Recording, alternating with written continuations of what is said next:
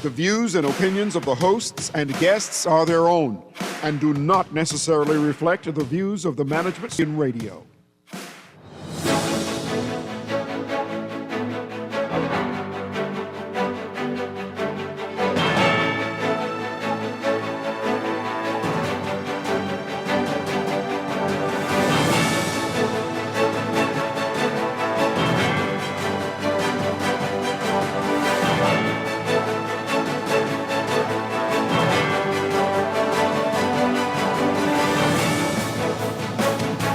Good morning. Confusion surrounding what's happening with the Grand Lucayan, but the developer says it's moving forward, and the government denying that the deal has collapsed.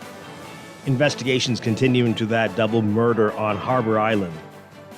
And it's 242 Day. We are celebrating everything Bahamian today. That's all straight ahead. I'm Dwight Strachan, and this is Morning Blend.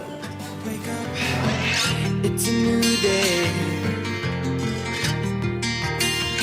Wake up, it's a new day. It's the start of a new way. Don't you know that it's the start of the end of the old way. Wake up, it's a new day. Wake up, it's a new day.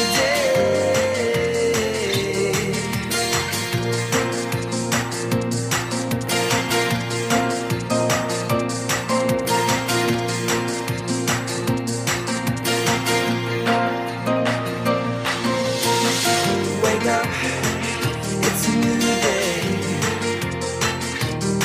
Good morning again, Bahamas. It is Tuesday, February 24th, 242 Day in the Bahamas. Once again, I'm Dwight Strachan. In a moment, Duquessadine will be joining us. Also this morning in business, our monthly Spotlight on the Orange Economy series. Today we're talking about cultural exchange opportunities for creatives, specifically artists. We're going to get into all that today. You don't want to miss it. But first, it's time for The Overnight, the latest breaking news from while we're sleeping and the top national and international headlines this morning.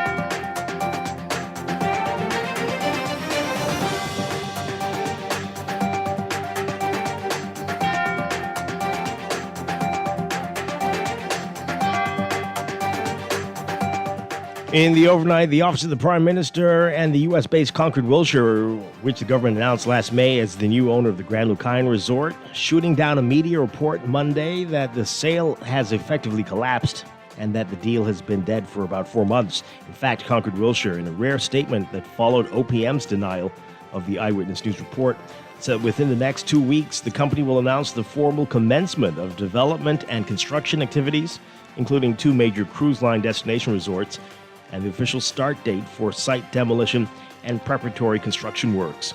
The company's promised an $827 million redevelopment of the Grand Lucayan property, which is seen as an important development for Grand Bahamas economy. Office of the Prime Minister and Concord Wilshire released separate statements after Eyewitness News anonymously quoted well-placed sources who claimed the developer failed to secure financing for its business model and that other purchase prospects have all run away. OPM, though, saying, Lucayan, it is incorrect. We continue working with Concord Wilshire towards redevelopment of the property. Not long after the OPM denial, Eyewitness News said on its Facebook page, though, that it stood by its story. Investigations continue into murder on Harbor Island. 2 men murdered during a shooting on the island. Police say shortly after midnight yesterday, police responded to reports of gunshots in the Bay Street area.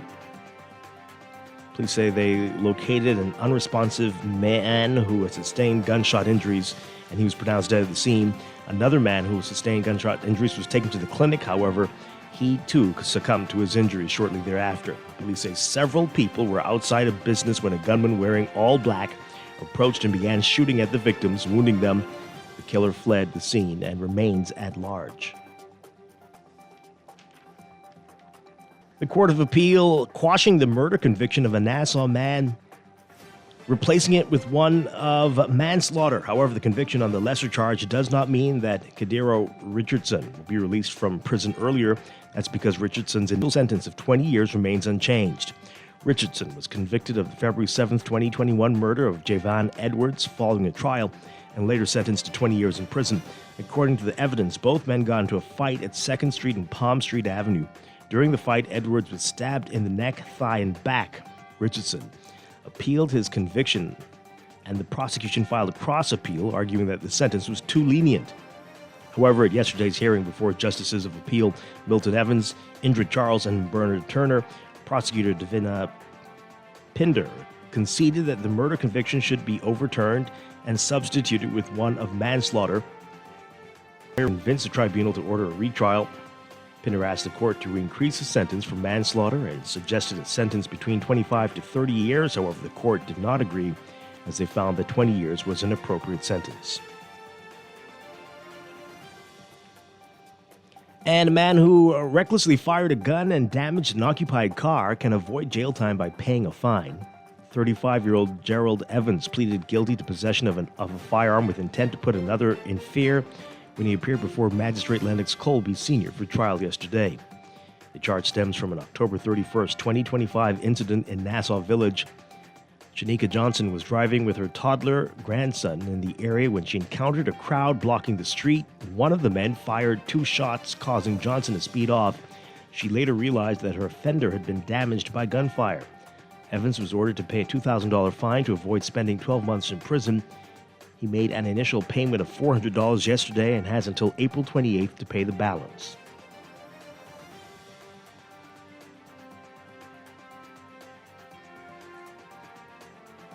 Minister of National Security Wayne Monroe refusing to pass judgment on a video that circulated on social media, which purportedly depicts Bahamian fishermen violently confronting Dominican poachers. Monroe, speaking on the sidelines of an event for the commissioning of a drug incinerator and safe boat ramp at the Paul Farquharson Center at police headquarters, saying, quote, "If they're being attacked, then they have a right to defend themselves, but without saying how to judge them. I'm not going to assume that the Bahamian will go out and break the law. I would assume that our people are law-abiding until I see something that positively shows me otherwise." Monroe says he stands by a statement from the Royal Bahamas Defense Force released yesterday in response to the video, in which it noted that it had received no official reports of poaching and that it had been unable to confirm the date and time the video was recorded. The United States government handing over $839,000 worth of assets, including that drug incinerator, 6 safe boat lifts, and 2 scanners, to the Ministry of National Security as part of the continued effort to combat drug trafficking in the Bahamas. National Security Minister Monroe saying the donation will significantly enhance measures to target illicit activities in Bahamian waters. U.S. Ambassador to the Bahamas, Herschel Walker, said the boat lifts, valued at $500,000, will be used in Grand Bahama, Bimini, Abaco, New Providence, and Inagua to move interceptor safe boats, which were previously donated for storage and maintenance. And the incinerator, he says, will help reduce the backlog of seized products held at the Defense Force facilities. Overseas, more than a dozen senior European officials were in the Ukrainian capital today to show support on the 4th anniversary of Russia's all-out invasion of Ukraine, a grim milestone in a war that has killed tens of thousands of people and put European leaders on edge about the scale of Moscow's ambitions on the continent. Ukrainian President Volodymyr Zelensky was defiant despite the devastating toll, insisting that Russia has not broken Ukrainians, nor triumphed in the war. Zelensky says his country has withstood the onslaught of Russia's bigger and better equipped army, which over the past year of fighting captured just 0.79% of Ukraine's territory, according to the Institute for the Study of War, a Washington-based think tank. However, the corrosive war of attrition enters its 5th year. A U.S.-led diplomatic push to end Europe's biggest armed conflict since World War II appears no closer to finding compromises that might make a peace deal possible. An air ambulance crashed into a dense forest in eastern India, killing all 7 people on board.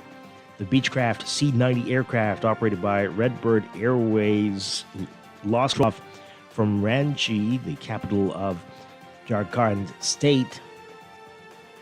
The plane was carrying a critically ill burned patient on Monday to New Delhi for advanced medical treatment.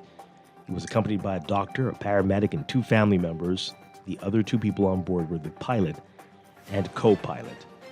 Senior officials telling the Associated Press that all 7 people on board are dead and their bodies were sent for postmortem.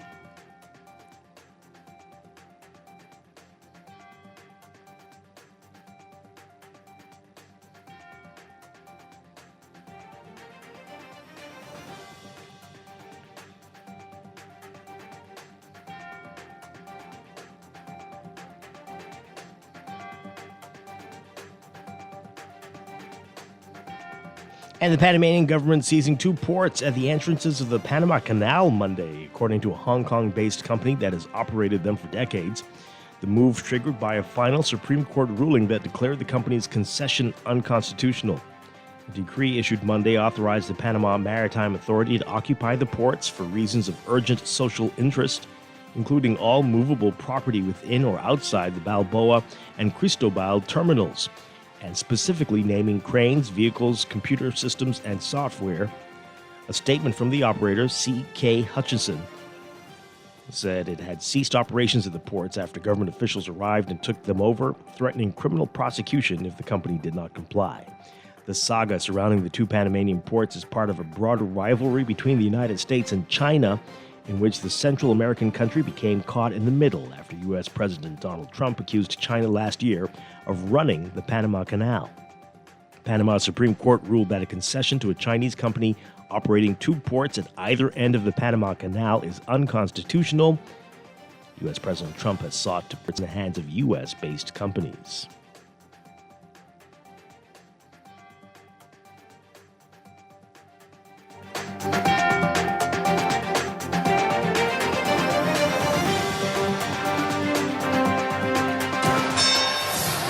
This is Sports Update.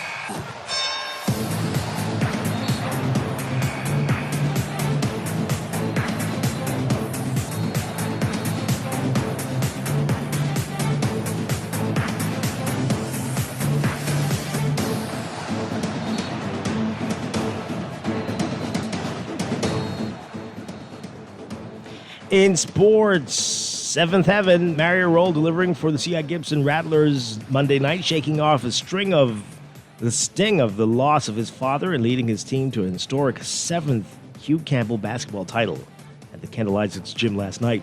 After losing his father over the weekend, the Rattlers center played through hurt and pain and went on a mission to win the most coveted high school basketball title in the country. It wasn't going to be denied behind Roll's dominance as Rattlers ran away from the St. George's Jaguars, winning 75-53 to earn a 7th title, Hugh Campbell title. It's the 2nd most in tournament history, behind the 9 from Tabernacle Baptist Academy Falcons.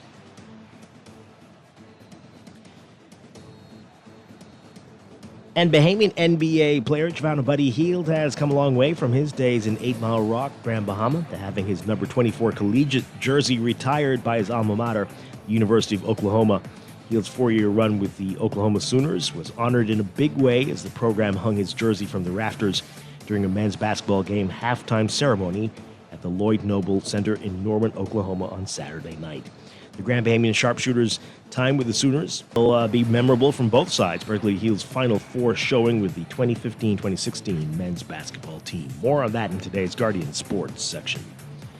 And from the NBA, the San Antonio Spurs refused to let the Detroit Pistons rough them up, responding to physical play with toughness and talent in a potential preview of the NBA Finals. Victor Wembanyama had 21 points, 17 rebounds, and 6 blocks. Devin Vassell had 28, and San Antonio beat Detroit 114-103 Monday night. Wemby saying it was a night where he confirmed progression and confirmed potential as well, saying it was a good test. The Spurs passed that test, even with their superstar struggling with his shot. Wemby was 6 of 16, and his teammates more than made up for it, with Vassell making 7 3-pointers and 3 other teammates scoring in double figures.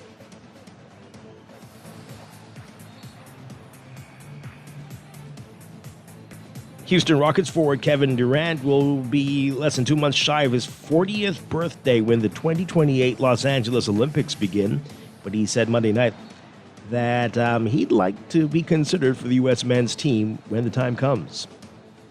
Durant said after scoring 18 points for Houston in a 125-105 win over the Utah Jazz, quote, "I didn't want to just take my name out of consideration just because of the simple fact that I'm older."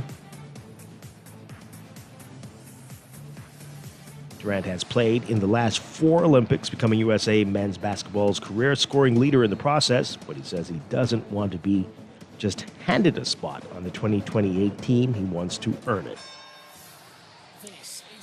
And from the WNBA, the WNBA telling the Players Union that it needs to get a deal in 10th to start the season on time at a virtual collective bargaining agreement negotiating session Monday. That's according to a person familiar with the discussion speaking to the Associated Press, speaking on condition of anonymity.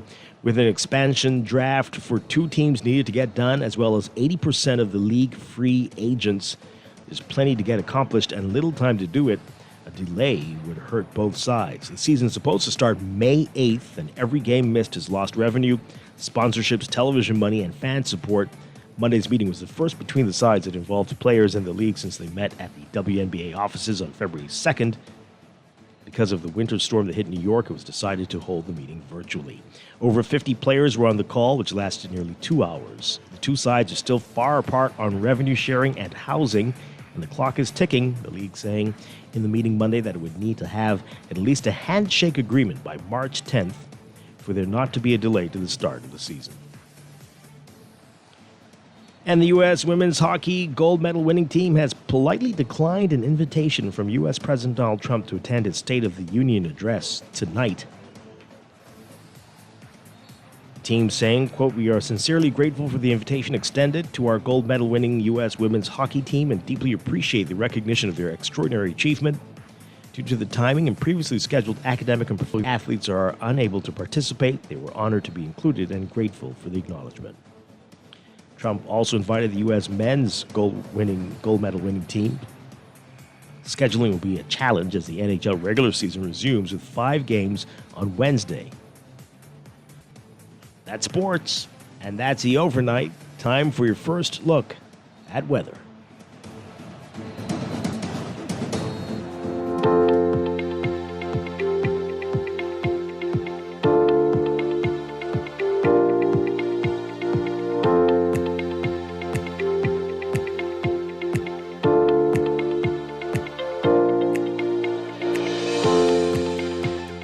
Your first look at weather brought to you by Star General Insurance, made simple. So a near gale warning is in effect for the southeast Bahamas through 7 p.m. tonight. Mild to occasionally chilly temperatures will continue across the country today in the wake of that recently departed cold front. Meanwhile, high pressure will gradually build westward across the area, maintaining a dry and stable air mass. These conditions will support generally pleasant conditions through tonight. We've got a high risk of dangerous, life-threatening rip currents and rough surf across all Atlantic exposed shorelines. Beachgoers and swimmers should avoid entering the water along all windward and Atlantic exposed shorelines due to temperatures reaching into the 40s possibly, and maybe even lower over the extreme northern and parts of the northwest Bahamas tonight. Everyone's being advised to make necessary precautions and preparations to protect themselves, pets, and the elderly. Tonight, expected to be the coolest night of this cold stretch. So for today, for the extreme northern islands, mostly sunny, turning fair tonight, less than a 10% chance of showers. Winds northwest to north at 15 knots with higher gusts decreasing to 10 to 15 knots by this afternoon. Through tonight, expect winds to fall light and variable by late tonight.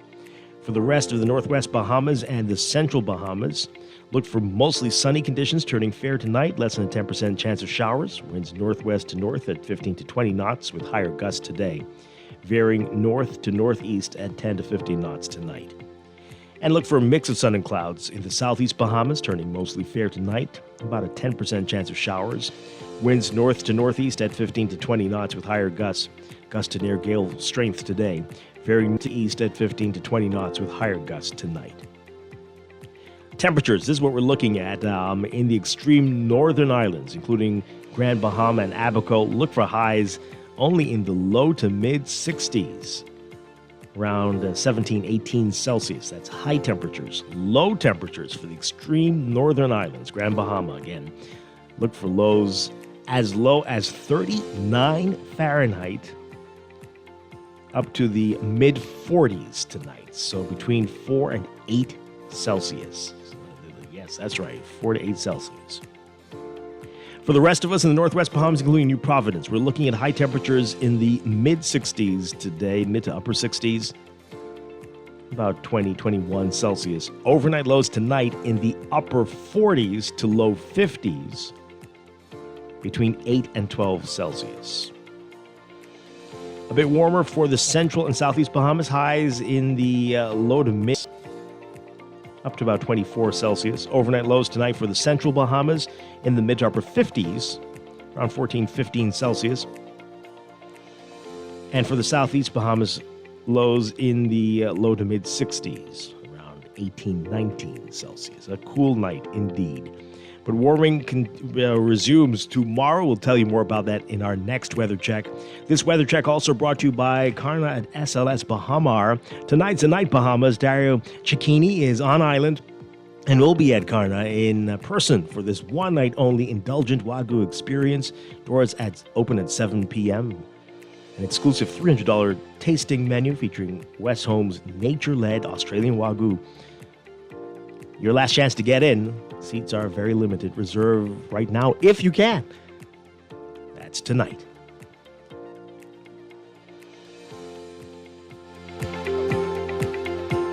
Wake up, it's a new day. Wake up. You are listening to Morning Blend on this 242 day. When we come back, we're discussing the day's top stories right here on your home for fresh news at Smart Talk all day. Guardian Radio 96.9. Wake up, it's a new day. Wake up, it's a new day.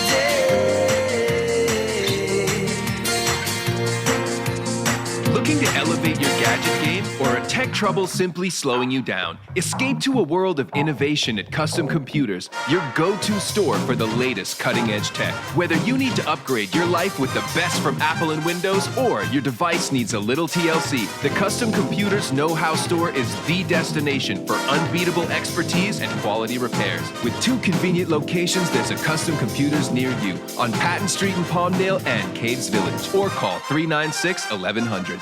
Wake up, it's a new day. Planning for retirement can be overwhelming, but with CFAL, it doesn't have to be. We offer tailored maintenance that take the guesswork out of retirement planning.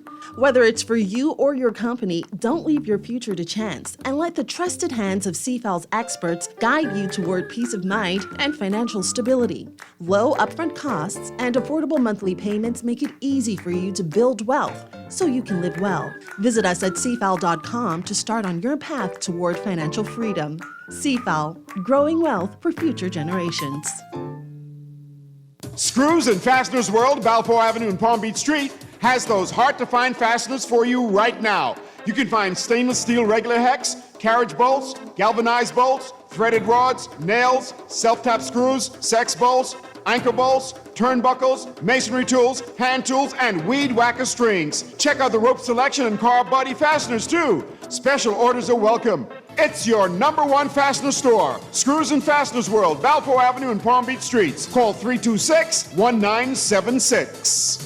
Wendy's has brand new chicken tenders, and they're everything you've been craving. Crispy, juicy, and seasoned just right. These tenders bring the flavor from the very first bite. Dip 'em, dunk 'em, love 'em. With sauces like sweet chili, scorching hot, ranch, honey barbecue, honey mustard, and Wendy's signature sauce. Grab them as a kid's meal. Enjoy them on their own, or make it a combo that hits the spot every time. For tenders you're gonna know by name, it's gotta be Wendy's. City of Miami Gardens presents JITG Music Fest. Janae Aiko, Ludacris, Ashanti, Nelly, Glorilla, LMA, Maya, Joe, D Nice and Friends, featuring SWV, Donnell Jones, Case, Sunshine Anderson, and Kenny Burns, the Isley Brothers, El DeBarge, Stephanie Mills, and the 8th Hard Rock Stadium. Tickets and info at jazzinthegardens.com. Jazzinthegardens.com. No one likes a fender bender. Oh, man. From a little scratch to a full mashup, NUA Insurance has got you covered with auto insurance tailored to fit your needs and budget. For affordable rates with free on-site accident assistance, visit us online or in branch and just ask us. NUA Insurance. Ask us because we've got you covered.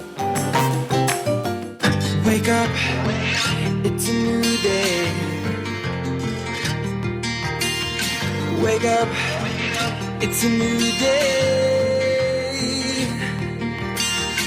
It's the start of a new way. Don't you know that it's the start of the end of the old way. Wake up, it's a new day. Wake up, it's a new day.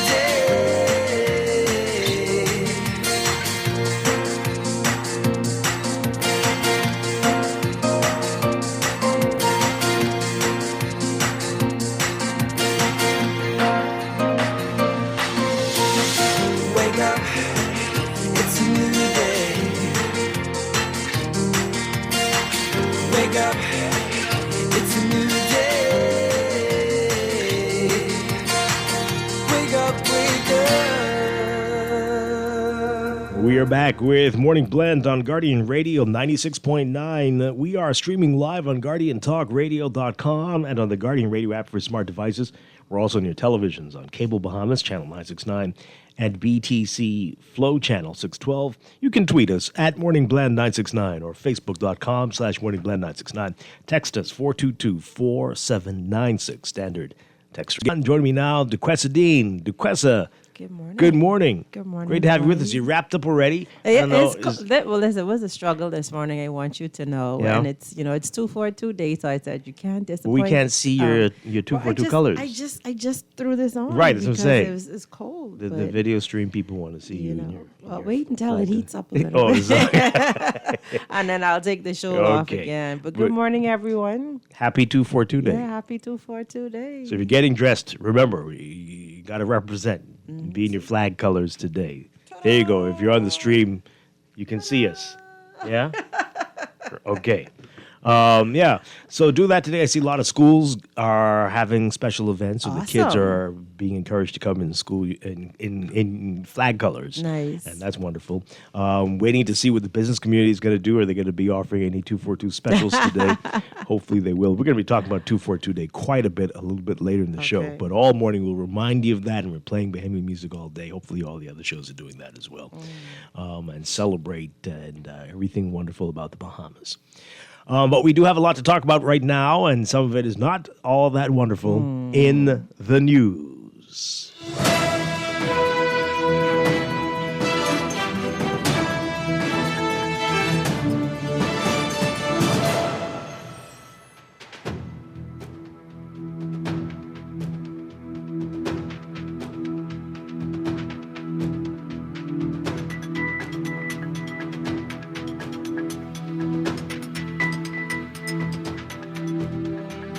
In the news, a lot about the Grand Lucayan and what's going on with Concord Wilshire and whether this deal is moving forward. A lot of confusion yesterday. Is it cleared up? Well, we will see. We're going to get to that. If you want to get to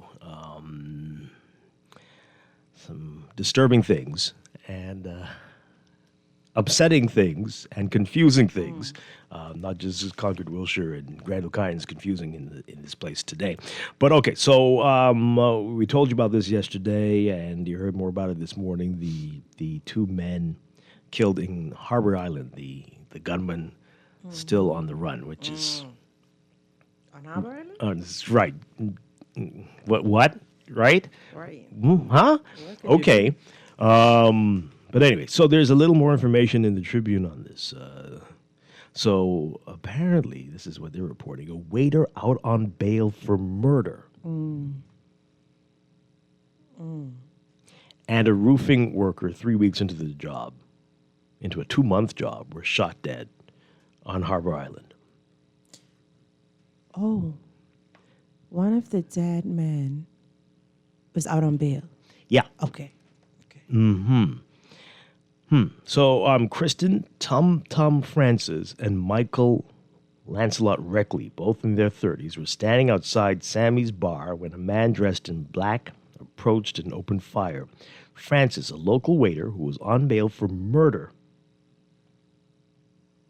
was pronounced dead at the island's clinic. Reckley, a father of a young girl and an autistic boy, died at the scene. Oh, boy. Witnesses told his family that his last words were to tell his wife that he loved her. Yikes. Oh, wow. That's heartbreaking. Residents said the man had been inside the bar moments earlier. Francis told friends he was stepping outside to smoke. Reckley stood beside him. Seconds later, witnesses heard about 7 shots. Patrons rushed outside and found both men lying on the ground. Wow. This whole island was out of the clinic praying. Wow. Why? Wow. The double murder has shaken the tight-knit island, which has seen a series of violent incidents since last year. Residents have said illegal firearms and idle youth are fueling the unrest and have called for stronger action. Now, Francis, this is the waiter, had been charged in connection with the shooting death of Drew Storr in Eleuthera on November 28th, 2021. Relatives described him as humble, cheerful, and hospitable. Okay. Yeah, interesting stuff there. Boy, oh boy. Oh, wow. With an island as small as that, it has to rock the community.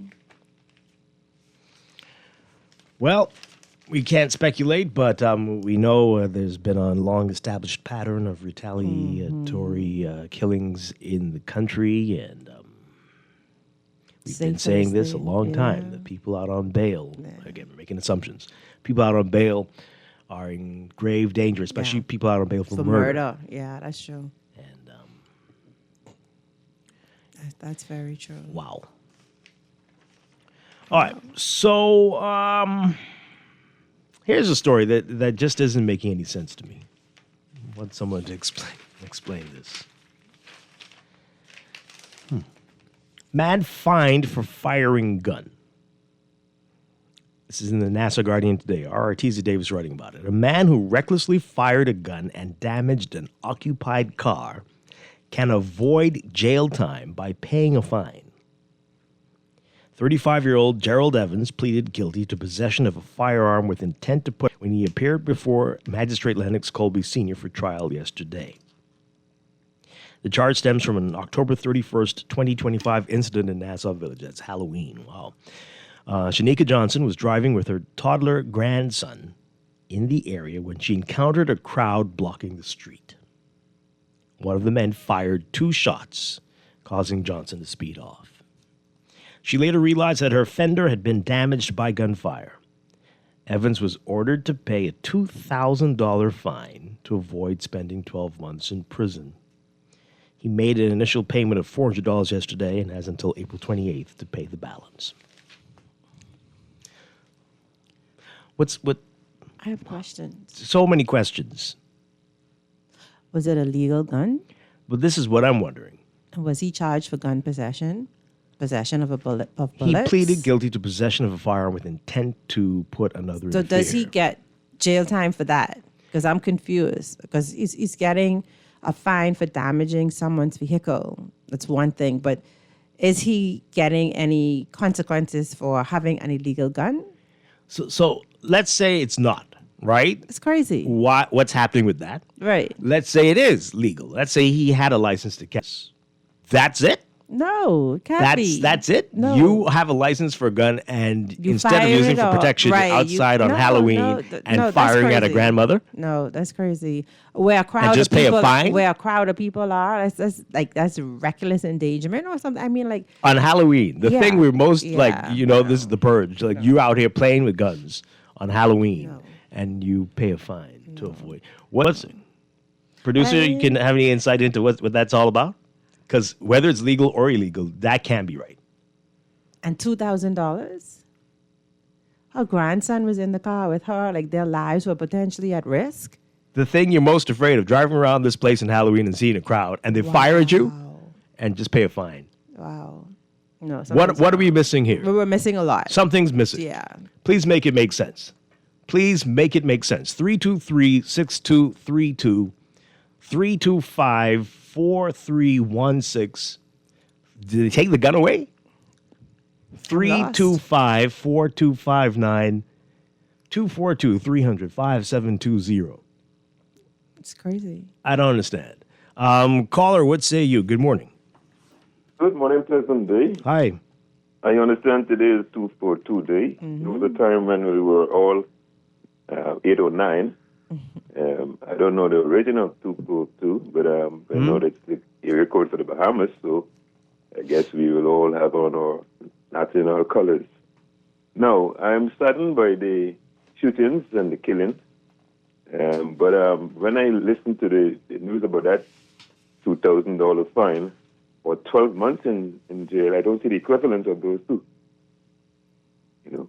Exactly. Is it 12 months? Is it that will cost the state to keep him in jail for an entire year? I don't understand. $2,000? I don't understand anything. It's not making sense. We're missing something. Maybe he didn't realize it was a real gun. I don't know what's happening. What do you mean? I can't. It doesn't make sense. $2,000. Nothing makes sense here. He can afford more than $2,000. Maybe that's just a part of the punishment. There's more. Okay. Maybe there's more. Wow. Yeah. It's mind-boggling. Thank you so much. You're welcome. Have a Yeah. good day. Let's see if anybody else can add some clarity to this. Because, caller, what say you? Good morning. Good morning, Dwight. Good morning. Good morning. Good morning. Good morning. I've told you on numerous occasions, the courts, they got this country jacked right up. The responsibility is on them for putting the penalties on these people so we could have a society where people can see that there are consequences for their action. You know, the police could go there and they could arrest people left, right, and center and take them to the courts. And when they get to the courts, all they get is a slap on the wrist, man. These kind of things, they can't be right. And the courts feel that they are sacrosanct, that whatever they say is gospel according to them. And that foolishness got to stop. They are working for us. They are being paid from our money, you know. Yeah. And the Attorney General, who's supposed to have oversight of them, they need to put them in and have a word with them so that we could have a decent society. Because what comes of that court, sometimes you have to wonder if some of them are on the take, man. Well, oh boy, okay. You know? Well, that's a bit much there, caller, please. But you can't do that. That would be seen as interference. But, again, they're going to say, well, he pleaded guilty, so that takes off some of the time. But what about the gun? What happens there? Can you please state whether that is still... What message are you sending what's to going on? Other people? What message have you just sent to other people who hold guns or who would be reckless in that way that they will get a slap on the wrist? Is that the message we want to send? I mean, to me, that's attempted murder.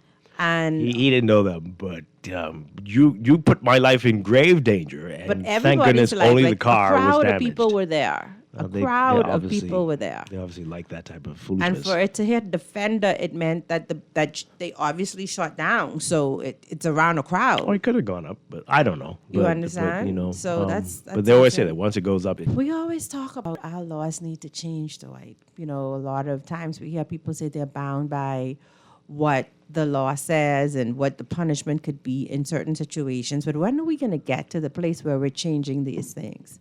Because it is what it is does not mean that it has to stay that way. So for those who use that as a defense to say, oh, it's what the law, it's the maximum the law could give. Well, when were the laws created and society has evolved from there? Isn't it time that we revisit some of these, some of the laws and the punishments attached to breaking the law?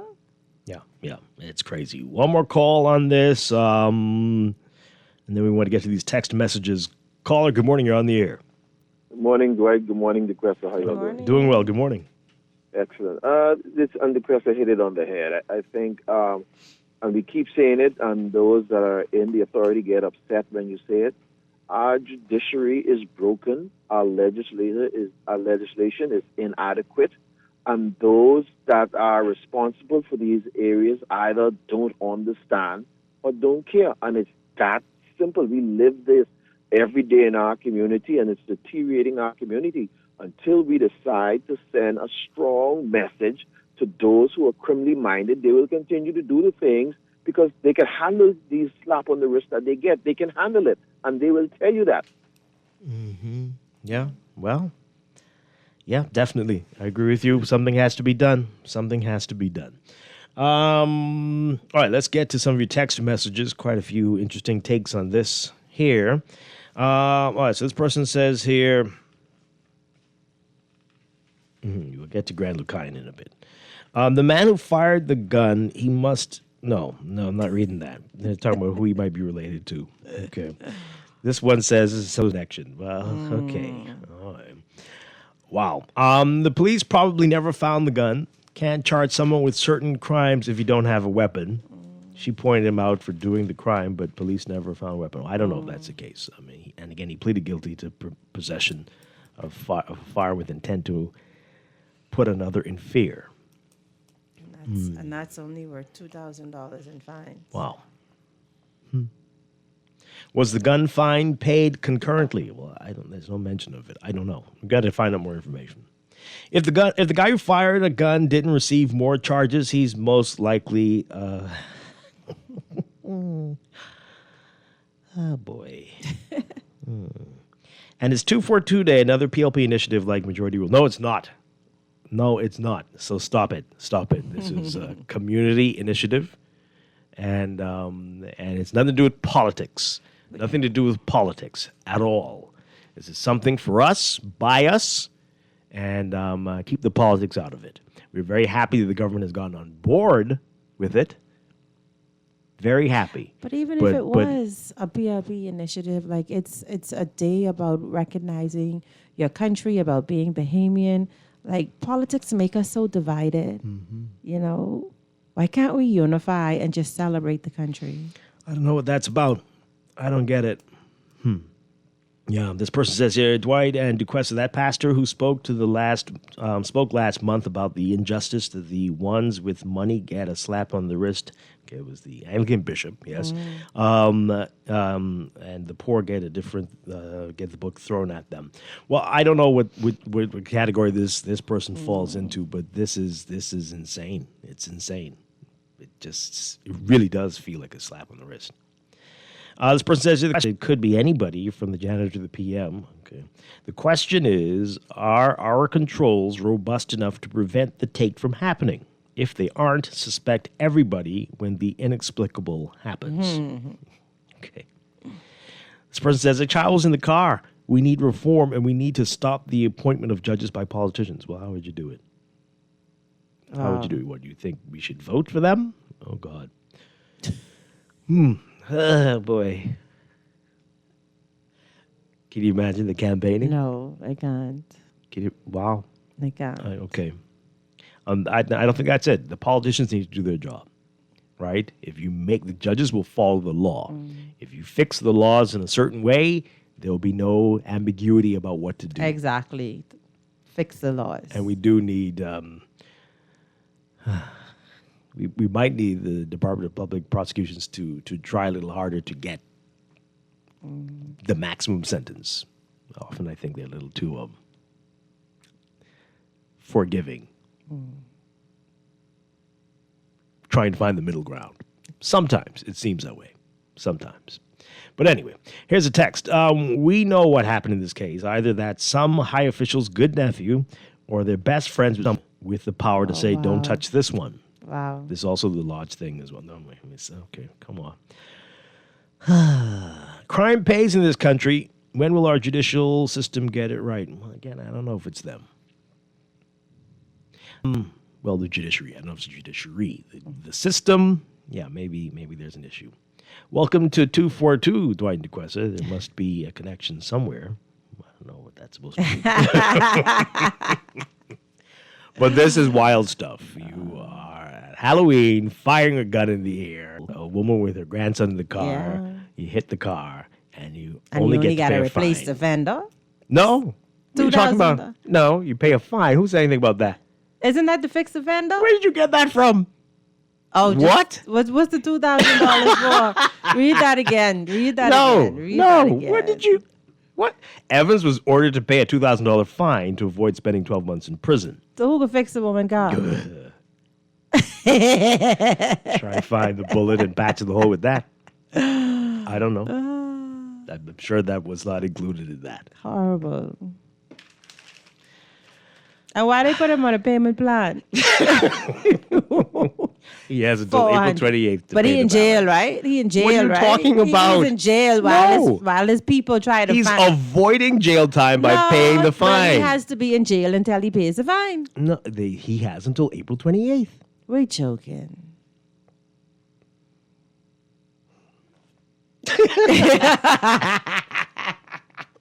I heard you. Ah, boy. They're joking. Happy 242 Day, Bahamas. Joking. You see, you can't even talk about these people because next thing you know, you're outside the studio. Right. Somebody's shooting in the air. Anyway, boy. So last week we told you about the bomb threat in Grand Bahama, Laverne, on the air in Freeport when the power went off. And later found out GB Power cut the power to the whole island because of the bomb threat. Well, so the Tribune's reporting that a 32-year-old Grand Bahama man was arraigned Monday over a bomb threat that led to an emergency shutdown of the Grand Bahama Power Company's generation plant and prompted the GBPC to turn off power island-wide for nearly 5 hours. Ezra Green of Nelson Road, an employee of GBPC. What? An employee? Oh, my God. An employee. Wow. Wow, he needed a break. Oh, boy. He needs a lot of things. Ezra Green, an employee of GBPC, pleaded not guilty to causing public terror before Magistrate Ewell Johnson in Freeport's Magistrate Court. He was granted $5,000 bail with one or two sureties. The matter was adjourned to May 21st. Police say they received a report shortly after 7 a.m. on February 19th of a possible bomb threat at the power plant on West Sunrise Highway and Peel Street. Operations were shut down and the facility was evacuated. The outage lasted several hours as police, firefighters, and a bomb assessment team searched the premises. No explosive device was found. An employee. Oh, boy. Boy, I want the backstory. I want the backstory, Dwight. Was he like a disgruntled employee? Well, it gotta be. Couldn't be Employee of the Year. What good was Lord. the point? Like, what in his mind? Like, I wonder in his mind, like, if I do this, what would happen? You think he didn't want to work? Or he was just like, I don't feel like working today. Let me Maybe. call in. Maybe. You think he... Boy. Okay. All right. Well, these are interesting times indeed. Well, guess what? They charged him. Well, I wonder if he made it from his own phone and they were just able to trace it back to him very quickly. I'm not laughing. I'm serious. That's probably exactly what it was. Wow. Let's hear from you. 323-6232. 325-4316. 325-4259. Call us from Grand Bahama, 242-300-5720. Maybe you know him. No. But let's hear from you. Caller, good morning. You're live on the air. Morning, Dwight. Morning. Happy 242 Day. Make sure everybody understands, as many people, Dwight, understand that it's the 24th of the second month, hence it's 242 Day. Some people still ain't get it yet. Dwight. Oh boy, that's sad. Yep. Yeah, you gotta really Every keep putting February it out there. 24th, Some 24th day people of the still ain't get it second yet. month. Why is it 242 Day? But Dwight, I don't know if you guys staged those stories this morning in the headline that it's too late to get up something to laugh at. Oh, these aren't funny, but they're funny. They are right. funny. Exactly, they're not funny, but they're funny. And the reason I say they're not funny, in one instance, I believe the matter with the power being cut in Grand Bahama, if I'm not mistaken, I'm sure there was a subsequent story where a lady may have passed away as a result of the power being off for a long period of time or so. That may have been a story where there's some connection or correlation to that situation about the bomb threat and the power being turned off. Well, yeah, I saw that. The family thinks that might have contributed. Wow. But just to show you how these incidents have almost like a domino effect in our communities in terms of how connected our communities are. But the next question I wanted to find out, Dwight, when a fine is paid in an incident like the Halloween situation, when a fine is paid, does that fine or the damage is to the victim? Well, that's what or the question does was that fine saying. Go to the state. Well, I don't think so. No, that you would see that specifically stated, right? But that doesn't appear to be the case here. Doesn't appear to be the case here. So if the person's property is damaged in the event that they press charges, like in that case, there's no compensation towards the damages that are inflicted by the incident that the person is charged and brought guilty for? Again, that has to be specifically stated. I think that they would I'll probably have to take them to civil court and something. more than They would likely. have to take it on to get. Yeah. I think that in itself is something that we need to look into as a judiciary or as a country, because I think that in itself is also one of the reasons why you find a lot of people take the law into their own hands or opt not to turn to the law for the sake of, what's the sense of if Dwight hit my car this morning, we on the two of us rushing to get over the bridge or wherever we going, and me and him rowing, and when we get to court, we're paying a fine to the government and there's no compensation to assist. What sense it was us going to the police? It happens every day where people have to take other people to civil court. So for I damages think to the their time has car. come where we need to look at our laws and policy from a community standpoint in terms of how they affect the everyday citizen versus just having laws on the books to say they're on the books. Yeah. Yeah. Thank you, Dwight. Thank you very much. Appreciate it. 242 Day bomber. Yes, same to you. Same to you. This person saying here, text, a settlement goes to the victim, a fine goes to the state. So that's a fine. It will be explicitly stated, Right. if he was to pay The victim, her. right. Yeah. So yeah, not only is she traumatized, probably, and For her life. poor kid Right. traumatized, but she also has to find money to Fix her own car. fix the damaged fender. Yeah. Or take him to court where he makes a plea agreement and pay her $25 a month for forever. Would you take a gun-toting guy who's shooting in the street on Halloween to court? It's your only recourse. What other recourse do you have? Okay.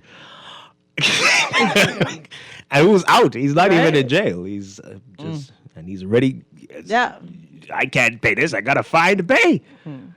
So, Sad. wow. Caller, good morning. You're on the air. Well, good morning, Dwight and Duquesa. Well, Good morning. I've heard it said, and I'm better to ask for forgiveness than to ask for permission. And unfortunately, payment jurisprudence is proving that there's some merit to that statement. And unfortunately, I'm not that kind of minded person, but for people who are, I mean, it's a bad example. Wish I would get it fixed. Wow. Thanks. Yeah, that's something else. Thank you very much. Oh boy, wow. And one more call on this, and we're going to get to the Grand Cayenne. Good morning, caller. You're on the air. Oh, good morning to you, Dwight Duquesa. Hi. Oh, I wish I had waited for the Grand Cayenne. You could call back. Well, you know, I tell you, Dwight, you must understand, when you look at the judiciary, you don't really get justice, you get a service. Oh, boy. This is what the whole system has been centered around, to service, not to give you justice. And if you can pay, you would get the best service.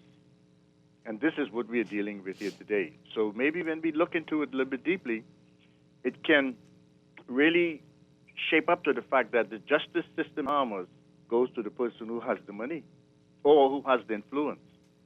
And this seems to be what we're looking at. But happy 242.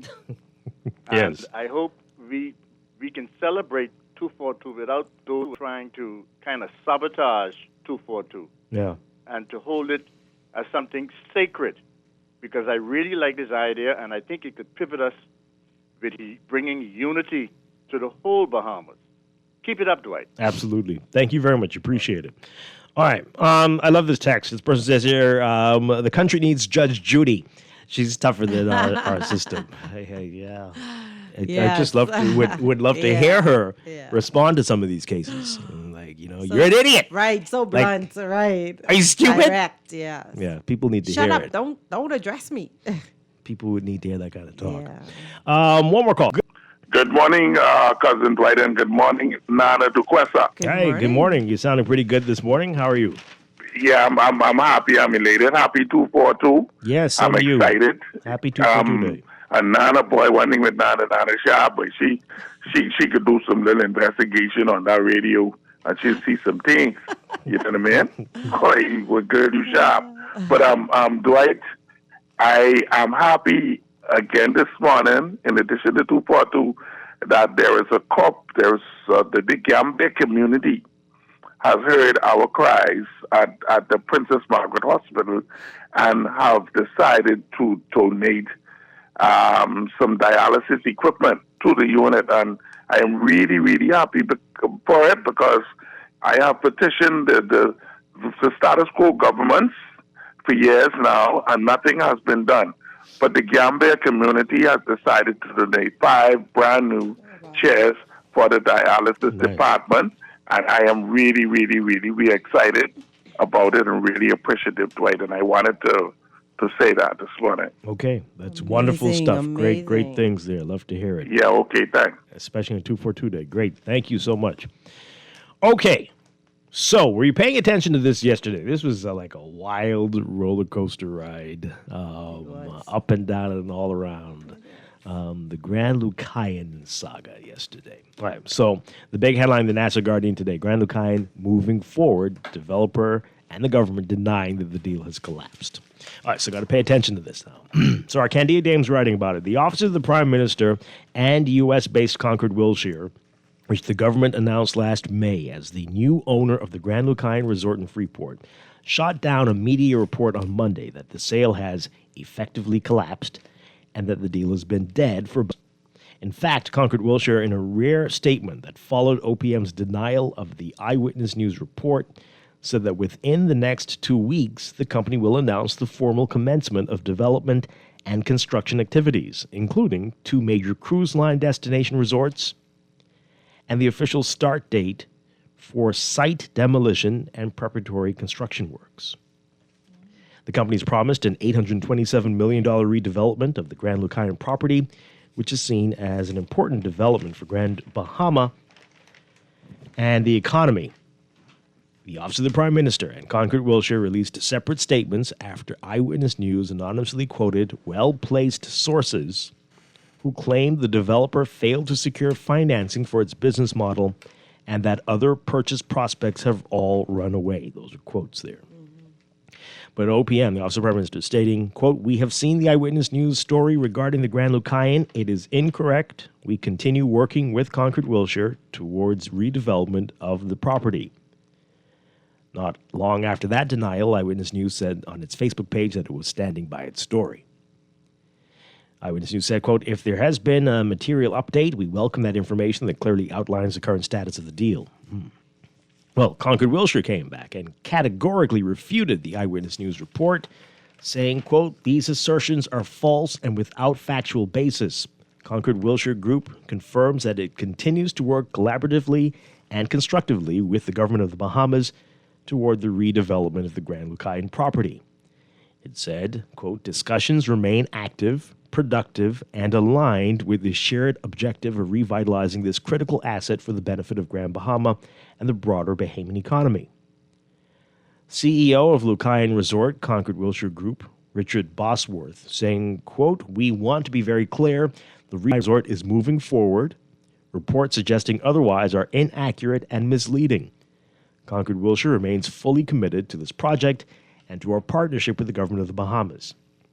Further, Concord Wilshire appreciates the Office of the Prime Minister's clarification earlier today in disputing the inaccurate and false statements of the Eyewitness News report. Bosworth added, quote, "Our team has continued to advance planning, design coordination, capital structuring, and development scheduling. We are entering the execution phase and look forward to making a comprehensive announcement shortly that will outline the construction timeline and project milestones." Well, Concord Wilshire said the redevelopment of the Grand Lucayan property represents a transformational investment for Grand Bahama, including substantial job creation, increased tourism activity, and long-term economic impact, and said it will release further details in its upcoming formal project announcement. The developer's statement follows months of speculation and concerns that the deal had collapsed, or stalled at least. Despite the statements from Concord Wilshire and the government that the project remains firmly on track, Eyewitness News last night said it was still standing by its story, though it was no longer referring to confidential sources, but instead a source. Okay. Last May, the government signed a heads of agreement with Concord Wilshire for the sale and redevelopment of the Grand Lucayan. The government later said it was selling the property for $120 million. Prime Minister Philip Davis said the investment will create 1,300 construction jobs and more than 1,700 permanent jobs. While OPM and Concord Wilshire both strongly denied the Eyewitness News story on Monday, the government has yet to provide answers to critical questions related to the Grand Lucayan deal, formally submitted by the NASA Guardian more than 2 months ago. OPM was asked how much of the $100 million received from Concord Wilshire. The Davis administration was also asked why it was still covering costs associated with the resort after stating last May that the developer had assumed all responsibilities. Earlier this month, the Prime Minister told reporters the property had been sold. When he visited Grand Bahama in January, he said the transaction is a complex one that requires careful sequencing, proper approvals, coordination, and structured execution. And as you know, the property's been contentious for years. In 2018, the government, led by Dr. Hubert Minnis, purchased the resort from Hutchison Whampoa for $65 million against the objections of the then-opposition PLP, which inherited the matter when it came to office in 2021. The former administration's plan was to quickly sell off the resort. In 2020, the Minnis administration announced it had entered a joint venture with... they announced that a joint venture company, Royal Caribbean and ITM Holistica, would redevelop the property and construct a new cruise port. But after the PLP won the general election, the sale was canceled. Davis said the deal was not in the best interest of the Bahamian people. And then after that, in May 2022, the Davis administration announced a plan to sell the resort to Electra America Hospitality Limited for $100 million, with plans for a $300 million redevelopment. That deal also fell through later that year. And it's just going on from there. But let's get your reaction to this, folks. And again, it was quite a roller coaster yesterday. There were statements flying. There was This is a lot. Vague statement. Questionable origin statement. No letterhead. The statement changed. They updated it. It was back and forth. But anyway, the company says that it's moving forward. Do we have proof? Do we have a contract or who's we? Like the Bahamian people, or do we ever have anything? Or do we just are we just expected to take the word of this company and that person to say, oh, it's sold? Yes. With all this controversy, well, why aren't they showing proof? Why isn't there a receipt? You saw what happened last week. After years of wondering what's going on with Pike and Island Grid and Bahamas Grid, we finally got 3,260 pages dumped on us after they couldn't hide it any longer. And we've been taking their word for this from that time.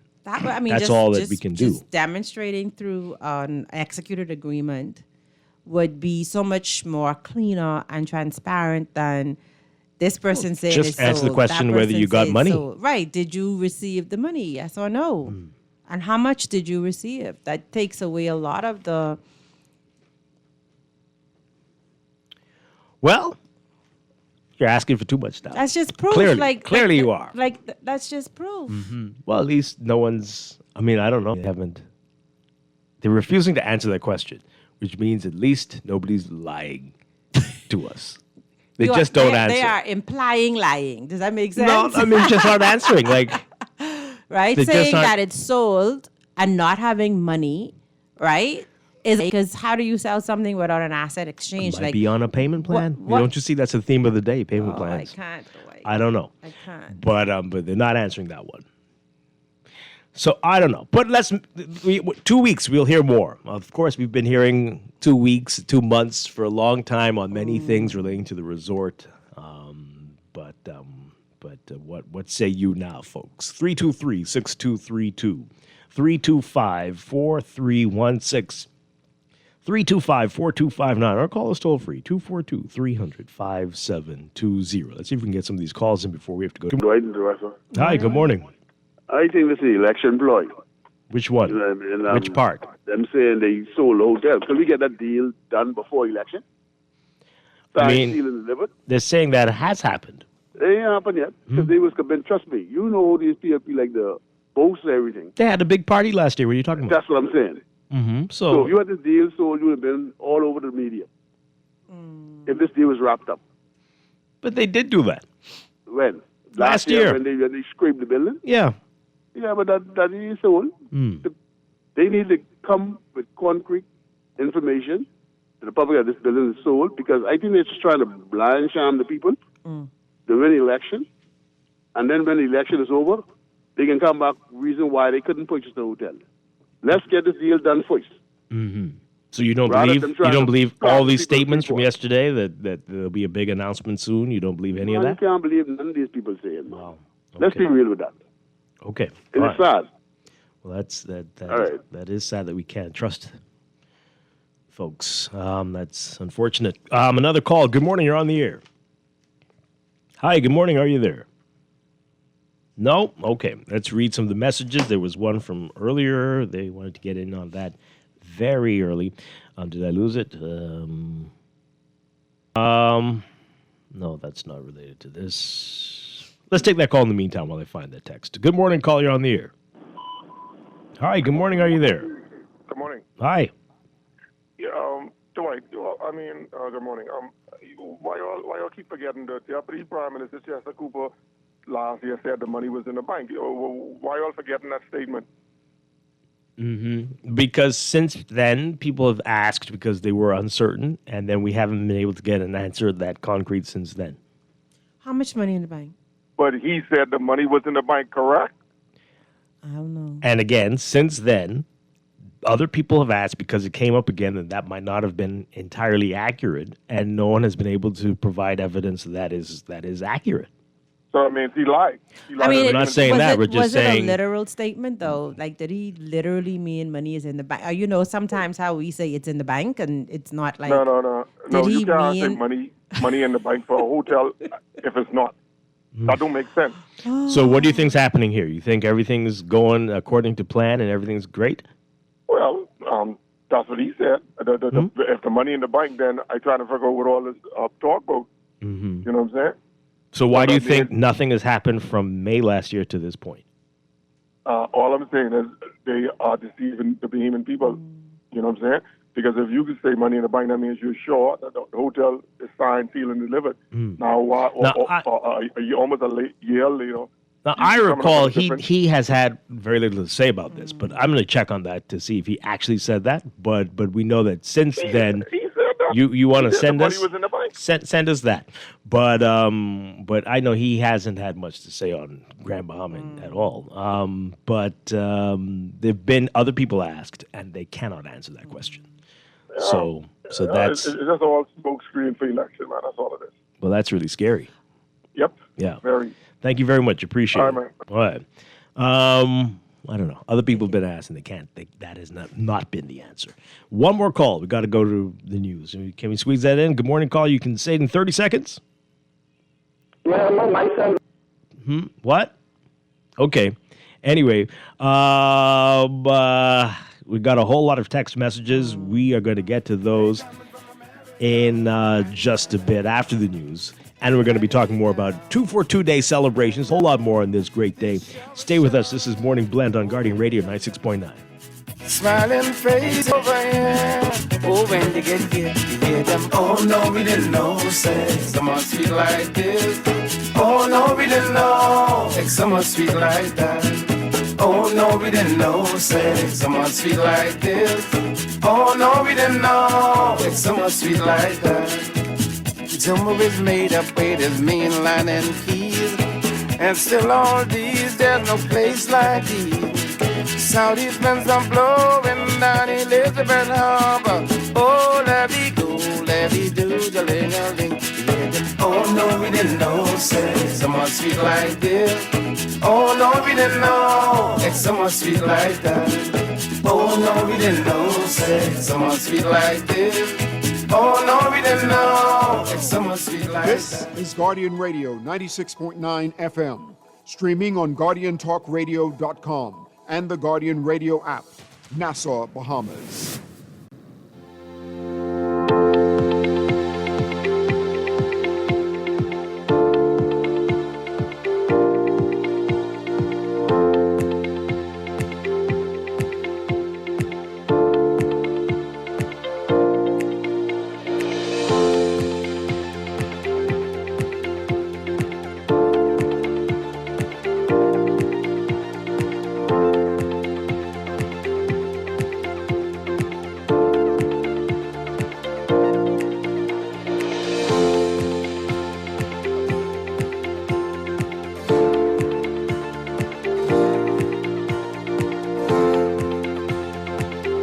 Welcome back to Morning Blend on Guardian Radio 96.9. We are streaming live on GuardianTalkRadio.com and on the Guardian Radio app for smart devices.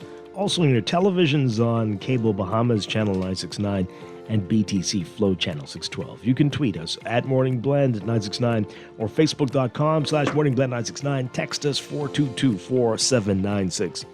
And now at 8:23, time for another check of your weather for today.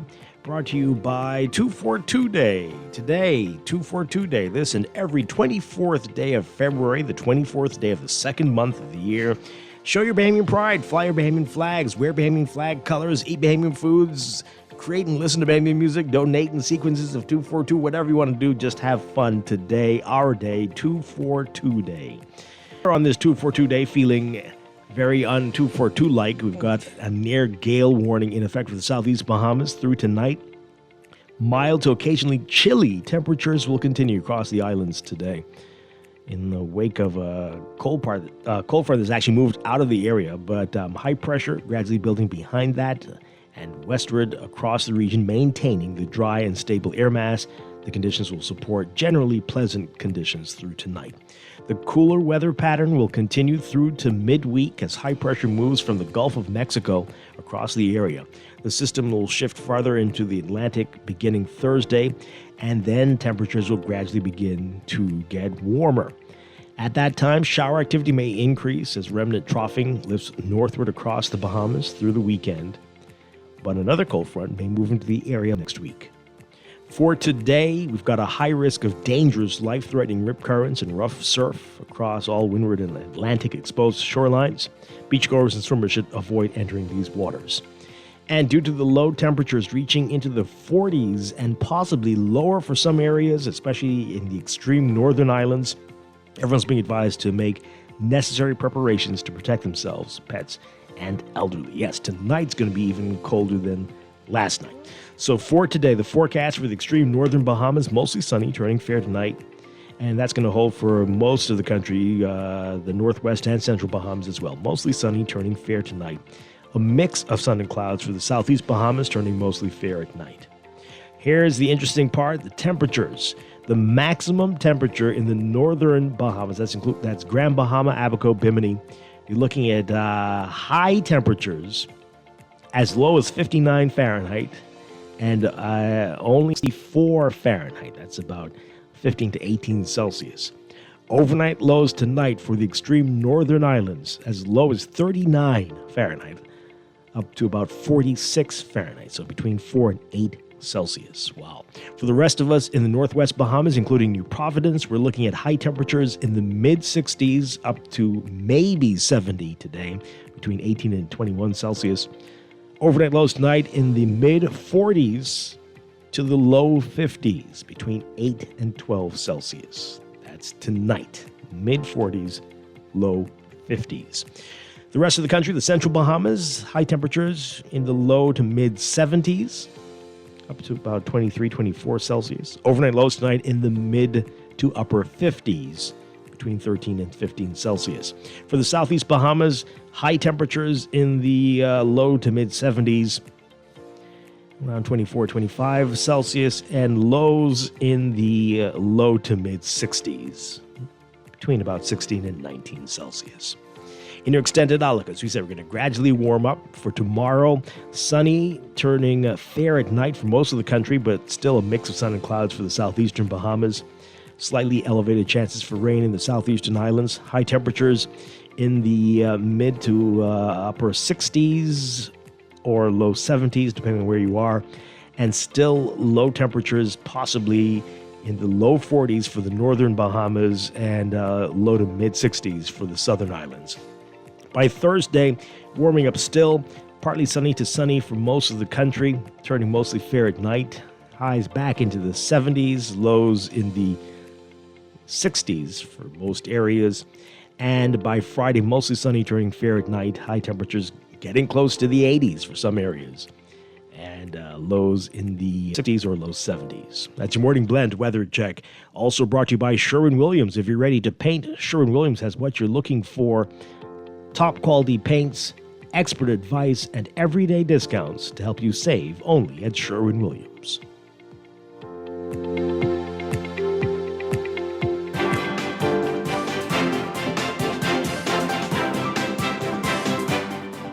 And time for your check of traffic, brought to you by Easy Car Sales, inviting artists to design a full wrap for their new Hongxi all-electric SUV. Create your mobile masterpiece and enter the electric canvas competition to win $5,000. Visit easy242.com to find out more. In your traffic, some schools are back in session today, so you're going to see increased traffic in a number of areas. We've got Prince Charles Drive seeing heavy traffic at the major intersections like Fox Hill Road and near Beatrice Avenue, but especially as you get closer to Soldier Road, you're going to be seeing that straight through to Robinson all the way up to Marathon Road. Heaviest near Old Trail.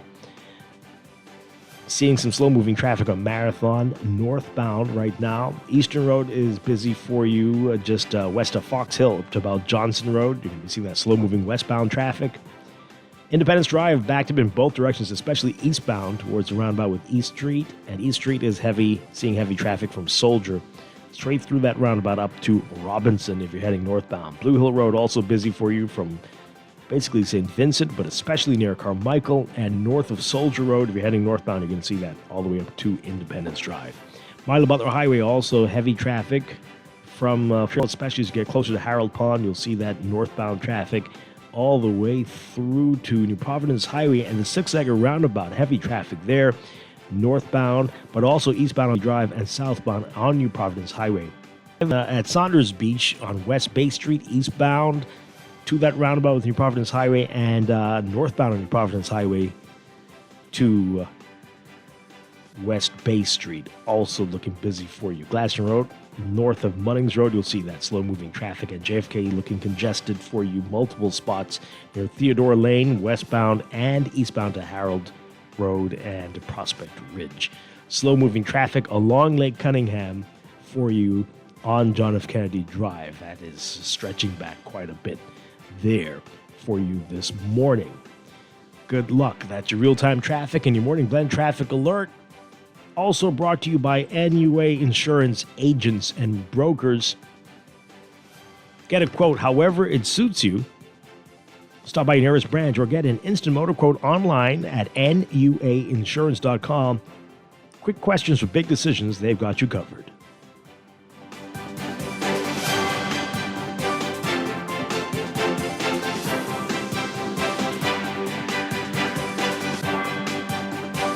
For over half a century, Hongxi has been reserved only for heads of state and world leaders. It wasn't just a car, it was a privilege. Easy Car Sales is proud to bring that distinguished heritage to the Bahamas. A new era in luxury electric, rooted in absolute prestige. It's for the few who demand freedom from the gas pump and first-class craftsmanship. Visit Easy Car Sales for a taste of royalty. Every day in a busy world, we have to do so much. Bank with CIBC and get that personal touch. Share your ambitions, let us help your dreams come true. At CIBC, you're at the heart of all we do. We're on your side, we're listening, we know the way you feel. CIBC, ambitions made real. Screening for colorectal cancer should begin at the age of 45. Reduce your risk for colon cancer and schedule your colonoscopy today at reduced prices for the months of March and April at the office of Dr. Harold Mullings, located next to Princess Margaret Hospital. Call us today at 328-5550 or WhatsApp 816-1417. The following is a paid political message.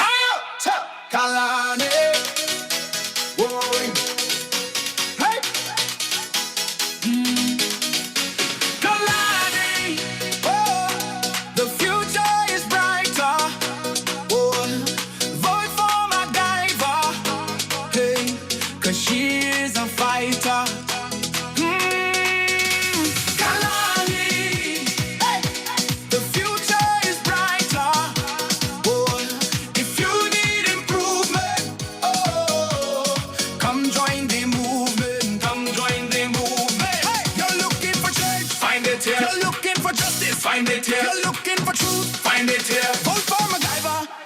She's here for you. See everybody in Galane. Change is here. Hey, hands in the air. See everybody in Galane. Vote for MacGyver. She is a fighter. That was a paid political message. Don't shop at Sherwin-Williams then. Don't get the best service in the Bahamas then. The love is really, really strong in Sherwin-Williams. We don't just sell paint. We service you with a smile, good hearts, mind, soul, and body. And we love our customers as much as we love ourselves. Yes, real talk. I'm not just saying this Real talk. to impress myself. We love the customer service. So they feel delighted to come in Sherwin-Williams because they know I can either see Dee Dee, or I can see Shelly, or one of our other wonderful staff members. We treat our customers with the respect of our boss because there are many paint companies they can choose to go to. No, baby. If they go to some other paint companies, so I gonna get this little thing at the end of the week. We want to make sure you get that little ting, Shelley. Come visit Shelley and Dee Dee at Sherwin-Williams Bahamas, and you'll surely find colour in every day. No one likes a fender bender. Oh, man. From a little scratch to a full mashup, NUA Insurance has got you covered with auto insurance tailored to fit your needs and budget. For affordable rates with free on-site accident assistance, visit us online or in branch and just ask us. NUA Insurance. Ask us because we've got you covered. For fast, reliable, and impactful printing services, look no further. Let Printmasters bring your masterpiece to life. We stand by our quality products that is second to none. Our affordable pricing and friendly, efficient staff makes Printmasters the ultimate choice for all your printing needs. We can deliver any type of printing services, from banners to booklets to business cards. You name it, we can print it. Let Printmasters bring your masterpiece to life. Located in the Nassau Guardian Building, telephone 302-2361. Struggling to find your financial rhythm? Make that move to Fidelity and let us help you orchestrate your financial goals into perfect harmony with free financial coaching sessions. Make that move today. Call 356-7764. Fidelity, we're good for you. This is Guardian Radio 96.9 FM, streaming on GuardianTalkRadio.com and the Guardian Radio app. Nassau, Bahamas. I am a Bahamian. Yeah. Yo, hey yo, we come a long way and we just begun. Come on, lift up your heads to the rising sun and just sing it out loud. I am a Bahamian. Come on, sing it out loud. I am a Bahamian. From Bahamas to Anagua and islands in between. If you know you in love with the sign and cheer, come on, sing it out loud. I am a Bahamian. Come on, sing it out loud. I am a Bahamian. I am a Bahamian citizen, 242 resident, native son of the 8 Mile Rock settlement, highly intelligent, ladies and gentlemen. Let me introduce Papa Smurf in the element. Bahamian accent, smooth and so elegant. Use it in a rap song and make it sound eloquent. Any place other than this is irrelevant. Tropical paradise, beauty is evident. This goes out to the Bahamian government, leaders of the country, members of parliament. Each and every settlement needs some. Welcome back to Morning Blend on this 242 day. Dwight Strong with Duquesa Dean. And we're going to get into 242 day in just a bit. Just want to continue to wrap up what we were talking about in the news before we get into that. And how we are celebrating, how you are celebrating, the things we found so far online. And you can let us know if there's anything else that you know of happening in the country. You know, last year there were a lot of companies that got on board and had a lot of exciting things. Hopefully we'll see that this year as well. But we're talking about the Grand Lucayan and what's happening there. The government and the developer denying reports that the deal has collapsed and assuring that it is moving forward and that there is progress and that in the coming weeks we'll learn more about exactly what's going on. This is just, unfortunately, what we've been seeing over the past years, decades with this resort, this property. There is still a lot of skepticism about this all. And I think that is entirely understandable, entirely.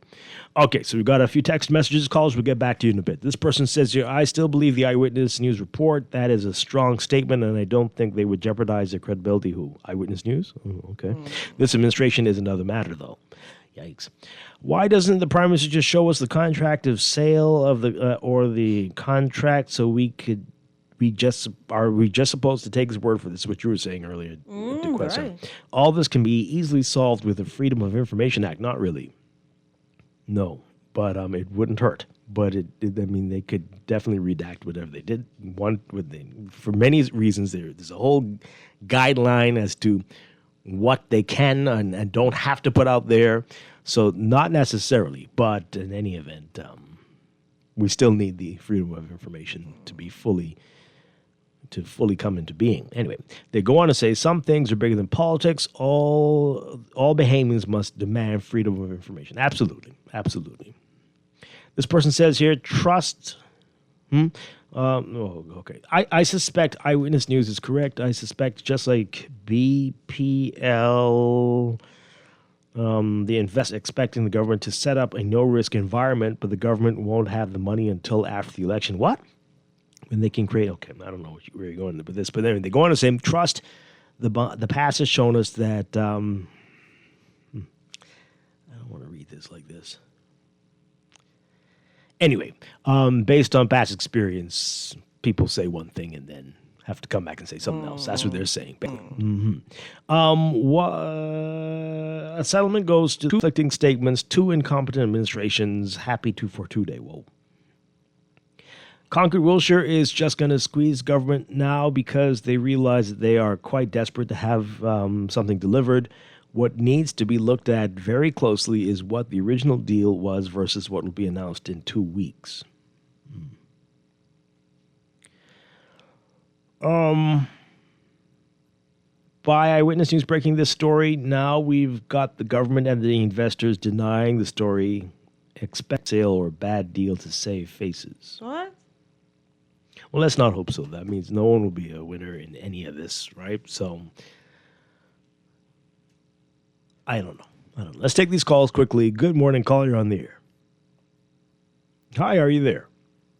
Now let's take the other one. Good morning, caller. You're live on the air. Good morning. Good morning, Dwight. Hi. Good morning. Good morning. Miss Dean. Dwight, you know, the one thing could have solved this issue, right? Yes, and I maintain, just like Eyewitnesses, I maintain that the letters all came from the office of the Prime Minister. They could argue that they released it on behalf of CWC. They could have just done a data dump, but this government is all about dealing in the dark and keeping, they're about darkness, okay? And so everything requires them to explain to us what they want us to believe our supposed what reality is. You talk about this 1,300 construction job, this 1,700 permanent job for a property that is technically non-existent, right? If you've seen the picture in this day, if you've seen the picture of what has happened, the Prime Minister came to us about the design that was released as part of their press release doesn't even show a single of those buildings anywhere in existence on the property. There is the collection of 8 or more individuals that's involved. But Dwight, pay attention to what it says, right? And this is why we need clarity on this, not only for that, for Grand Bahama. And I love the way that CWC says what this will do for the economy of Grand Bahama, as if to a single act by them will solve our 20-plus years of decay. Now, if you looked at what they said about the 2 major crews, right? What does that say? But also for those of us that are thinking behemoths in Grand Bahama, tells us that the deal with Xanadu, because we have 5 major people here, if you extrapolate from that, the 2 is already on the island, already locked and loaded. That means there's 2 left, right? That means that the deal with Xanadu could also be dead. That's some clarification that we need on that particular announcement. But this deal, Dwight, is dead. Because for those of us in Grand Bahama that understand the mechanisms concerning the broader connections of all of the players in it, there's been no action, there's no discussion, there's no environmental assessment that has been done. There's nothing that's been done. This deal, exactly for the day, consider the celebration that we got from just the signing of the deal. If this was a constructive deal and well in progress, this would be promoted, the information would be released, it would be shoved down our throats, it'll, in light of an early election, this would be done. Mm-hmm. I believe eyewitness news. Is it possible that components of what was in the works before might have died and they've had to scramble and find something else, and that's what we'll hear in a couple weeks? But right, when you look at the movement on the place, let's use the airport as an example. That's a day. You look at what they call the manufacture of language, right? Which is nothing more than intellectual masturbation for us warriors, us that likes to listen to government. But when you look at the language, and each of these are integrated support systems, okay? When you look at all of the pieces, like saying, Dwight, oh, don't worry, your heart is stale, but don't worry, the rest of your body will function, and we're pretty sure you won't be dead. You'll just be without a heart. It is garbage, Dwight. The airport, the structure that these people are implying that will happen from this, Dwight, we need 5,000 rooms even to support the airport. And so there's a whole lot of questions about Grand Bahama that's not being answered as a totality. The Prime Minister have a unit in there that's supposed to tell us, I call it the PDM or PMD, the delivery unit. These are promises that is made. These are so easy. If these things are real, an explanation from the Prime Minister or those $250 million worth of consultants that we have in that office could very easily come to us and say, here is the vision for Grand Bahama. Here is the matrix. Here's the KPI. Here's these things. And we could end these little discussions all over the place. Yeah. But this is what governance is about. It's not about misleading. It's not about keeping people in the dark. It is not about operating in darkness. It's about transparency, accountability, integrity, all the things that is promises that among the 750 promises the Prime Minister made in his blueprint for change, the first speech from the throne, the second speech from the throne. I haven't even counted the number of promises made since those 3 documents. Just come open and clear, or I asked them, just quit and we'll use the other 2 parties to decide who will govern and who will oppose. Thanks. Okay. Well.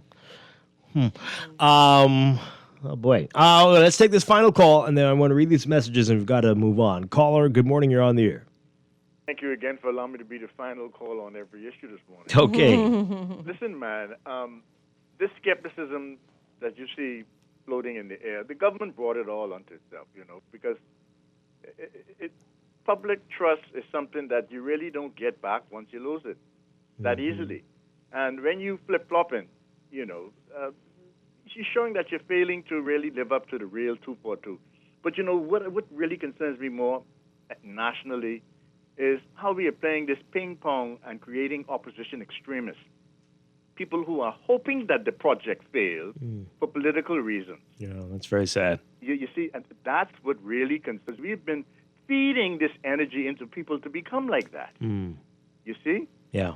So, boy, I don't know how we can do it, but when we continue to have thoughts and actions seeking to undermine national stability, right, just have it floating out there, it's going to become worse like carbon emissions. It's to terrible. Society. Yeah. And I would hope that if the Bahamas gave me citizenship, that I would fly the Bahamian flag. Period.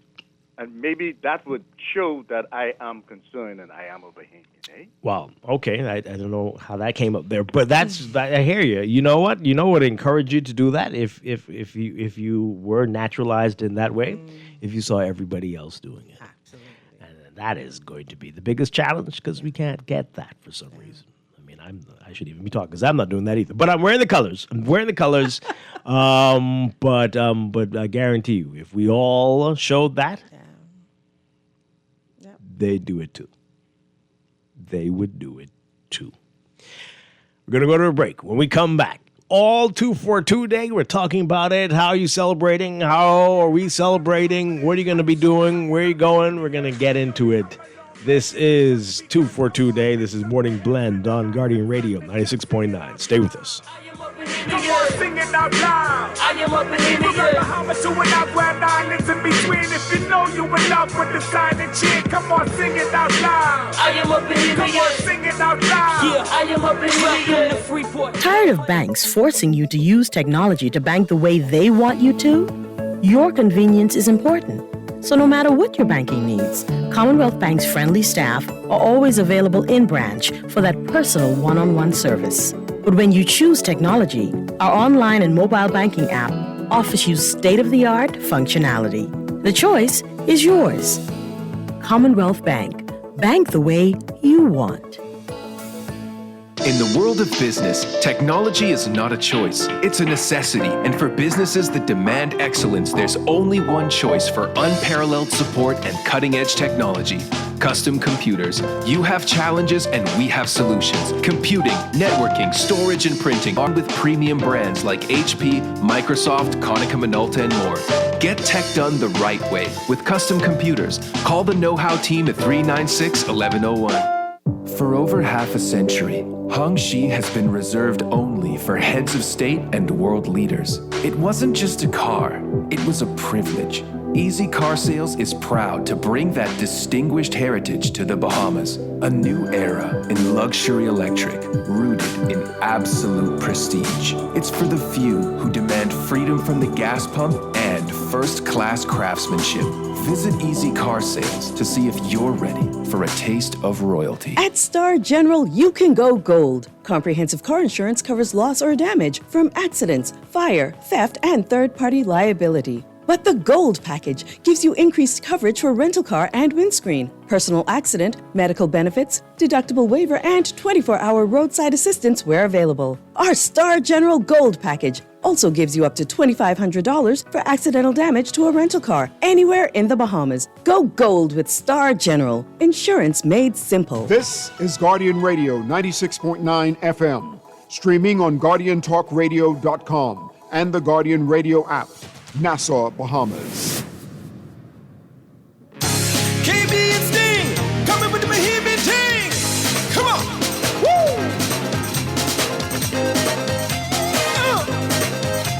Oh, yeah.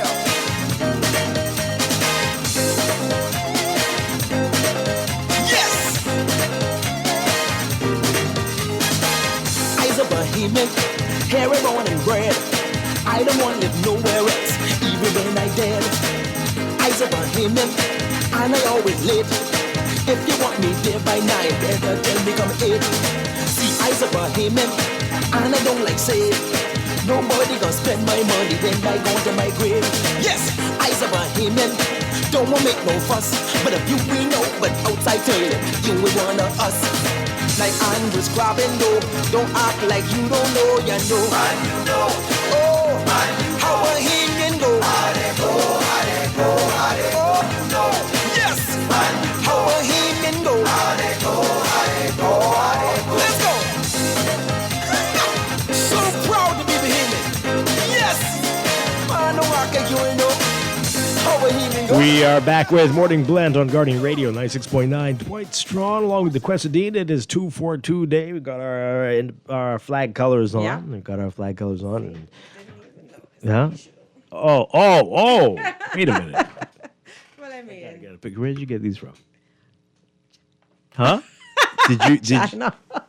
When I went to China. That's really cool. That's great. I'm gonna take a picture later. Yeah. Oh, the schools are amazing. Yeah. So we're celebrating 242 Day, folks. Again, if you don't know what it's about, it's the 24th day of the second month. 242. That's the area code of the Bahamas, and it is uniquely Bahamian day, and we get to celebrate it. Right? Yeah. Anything and everything Bahamian. That's what we're encouraging you to do. That's what we're doing today. So let us know what you're going to be doing. Tell us how you're celebrating 242 Day. This is, I think, the fourth official one now. We've been talking about it for maybe about 5 years, but this is the fourth official one.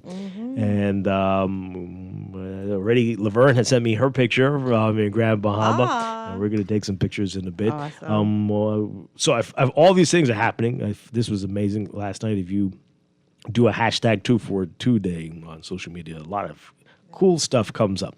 But so here's what I found, and this is pretty cool. So it's going to be a fun day for a lot of students. They're coming back from midterm in the public schools. So I saw this. Gerald Cash, students are allowed to wear Bahamian colors, Bahamian prints today, and they're doing that. Then we've got Harbor Island All-Age School. They're encouraging the students to wear Bahamian flag colors today. And Woodcock Primary doing that as well. So they all have flyers, and they've been telling the kids and the parents about that today. I'm sure other schools as well. Okay. I see 700, Kalik, wishing us a happy 242 Day. I know that's going to be a way. Plenty of people are celebrating. Any special 242 specials, Kalik? How about that? And all of the behavior products. Let us know what you're offering today. Want to hear from you. And what are you proud of? What are you happiest about? What is uniquely Bahamian that you are into today? Let's hear from you. 323-6232. 325-4316. 325-4259. Call us toll free, 242-300-5720. Tweet us, Facebook us, text us, 422-4796. No negativity. We can get back to that at a time. But for today, we're going to be happy, right? The question, what have you got planned today? Okay, Kenny, I hope you're listening. Oh, so, no. so I'm getting Kong salad for my team. Okay. And we're going to have a side of grits. Oh, no. Yellow grits. Yeah. So, she challenged. So we're just going to taste it and see, if they really go. I figured the lime in the Kong salad might be similar to the lime in tuna. So I don't know. But we'll check it out today, and I'll let you know how that goes. I'll send you pictures.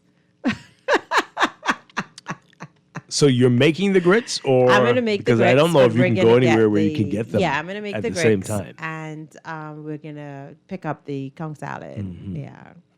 Yeah, I got Kong salad the other day from Montague Yellow or something. I don't know. That's the first time. Yeah, it was really good. So we're gonna go there and get that, and then I'll have the grits. Kong salad and right. So Kenny, I hope you're listening. You ever had that before? Kong salad and yellow grits. See, right? I know. Our next guest. Yeah, she's no way. What is that? We're gonna try that. Okay. Yeah. Right. Well, I'm also for dinner today cooking a very traditional Bahamian dinner.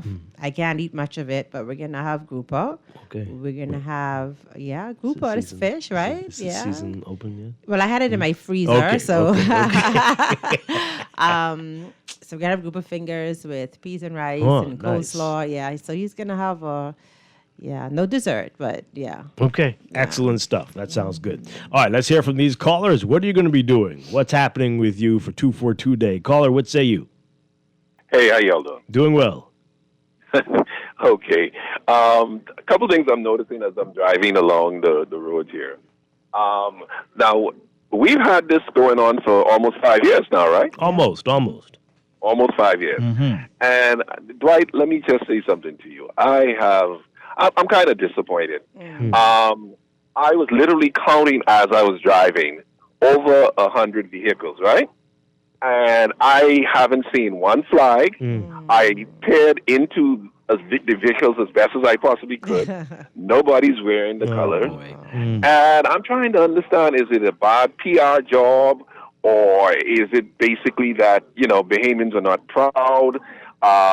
Because, if this was from our brothers down from the South, my brother, I've lived in Abaco, I've lived in other places where you would wonder whether or not you're still in the Bahamas. And it really is kind of disappointing to me to see that we are not even, I wouldn't even say close, for the period that we've had this going on now for almost 5 years. And a lot of the school students are in their uniforms. It's like, who is this actually for? And are we, the communities with this concept? I think a better job needs to be done. And honestly and truly, I would hope that our brothers from the South, when they see us and we making noise to them and telling them about, oh, they think they this and they think they that, I can understand why they do what they're doing, because we look like we got no pride. Yeah.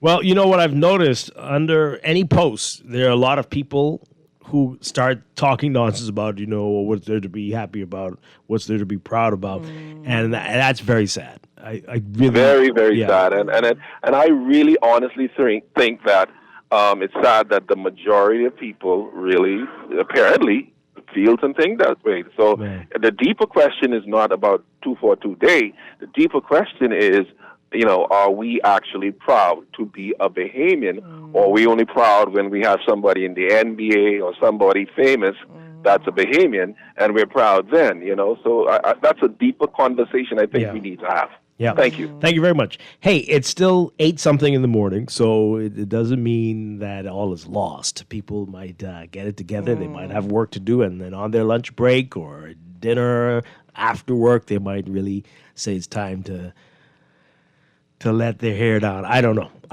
But it's gonna take time. Yeah, it takes time to get a movement going, right? But it's wonderful to see the people who are participating. I did that hashtag search. I see Dupree, Bahamas. They sell authentic Bahamian straw work and stuff like that. I saw Old Bahama Bay. I saw people in Freeport.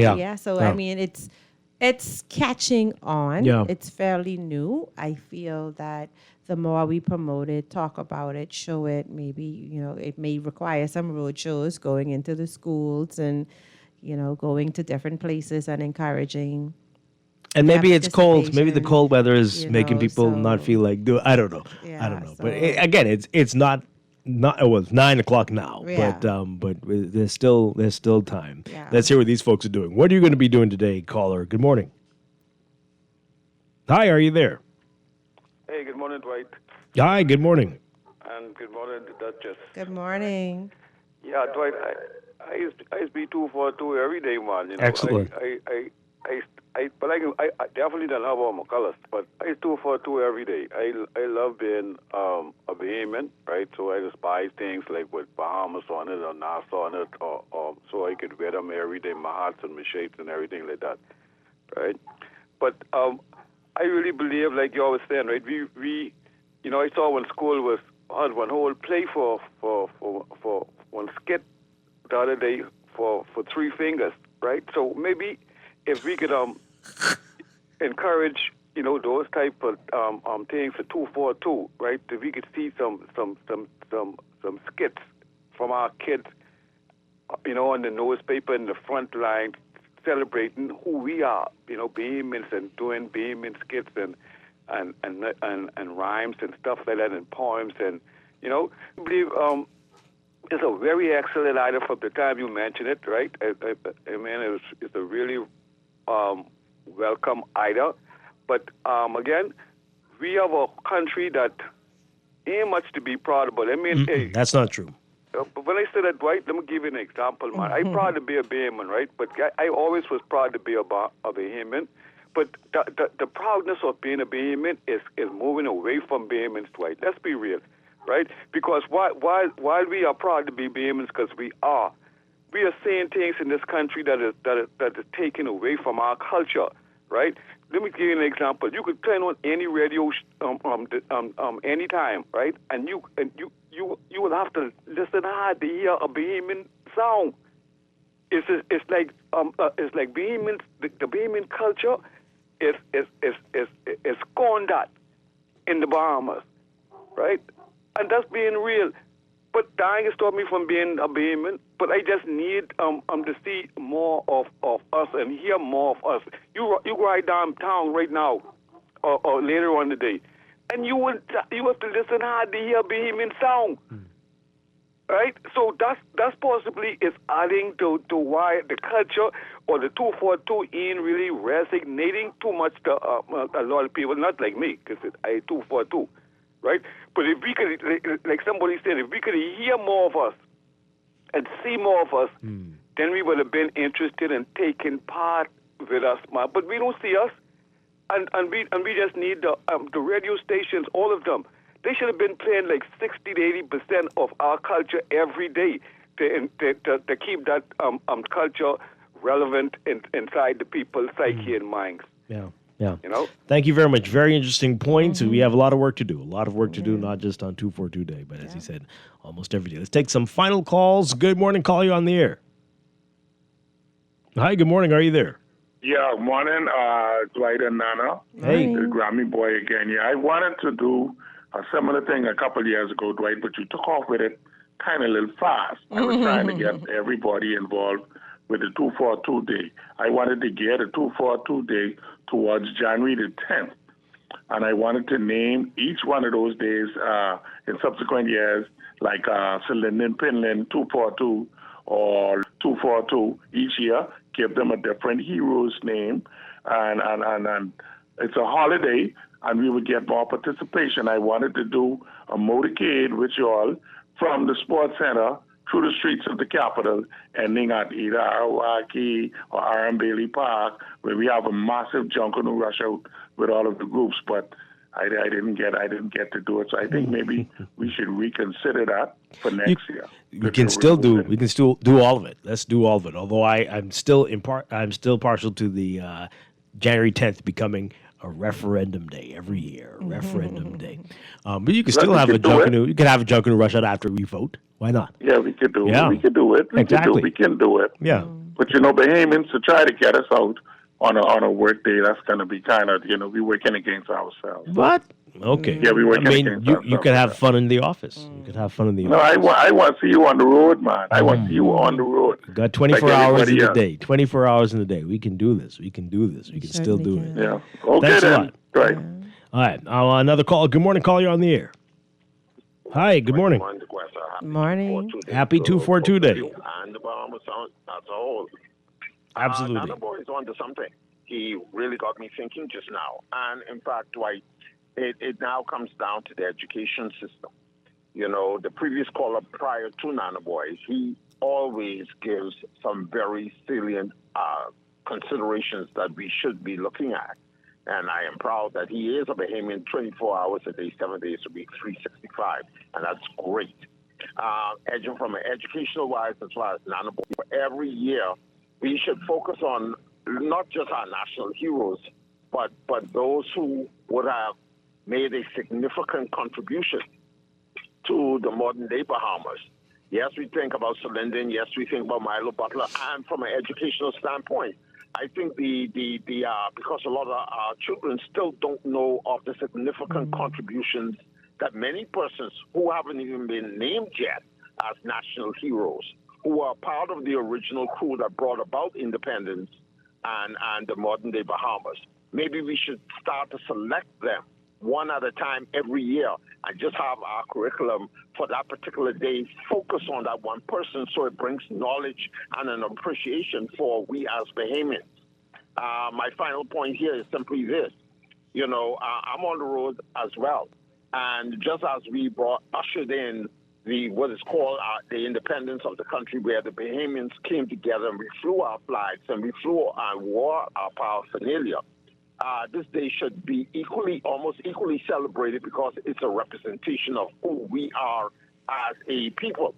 And our culture has to be called into play because a lot of our children yet and some adults don't appreciate our culture for what it is. Mm-hmm. So, yeah, 242 to the world. And how are you going to be celebrating? Can build this. And Dwight, what are you going to be doing To today? you, I thank you for really spearheading this initiative.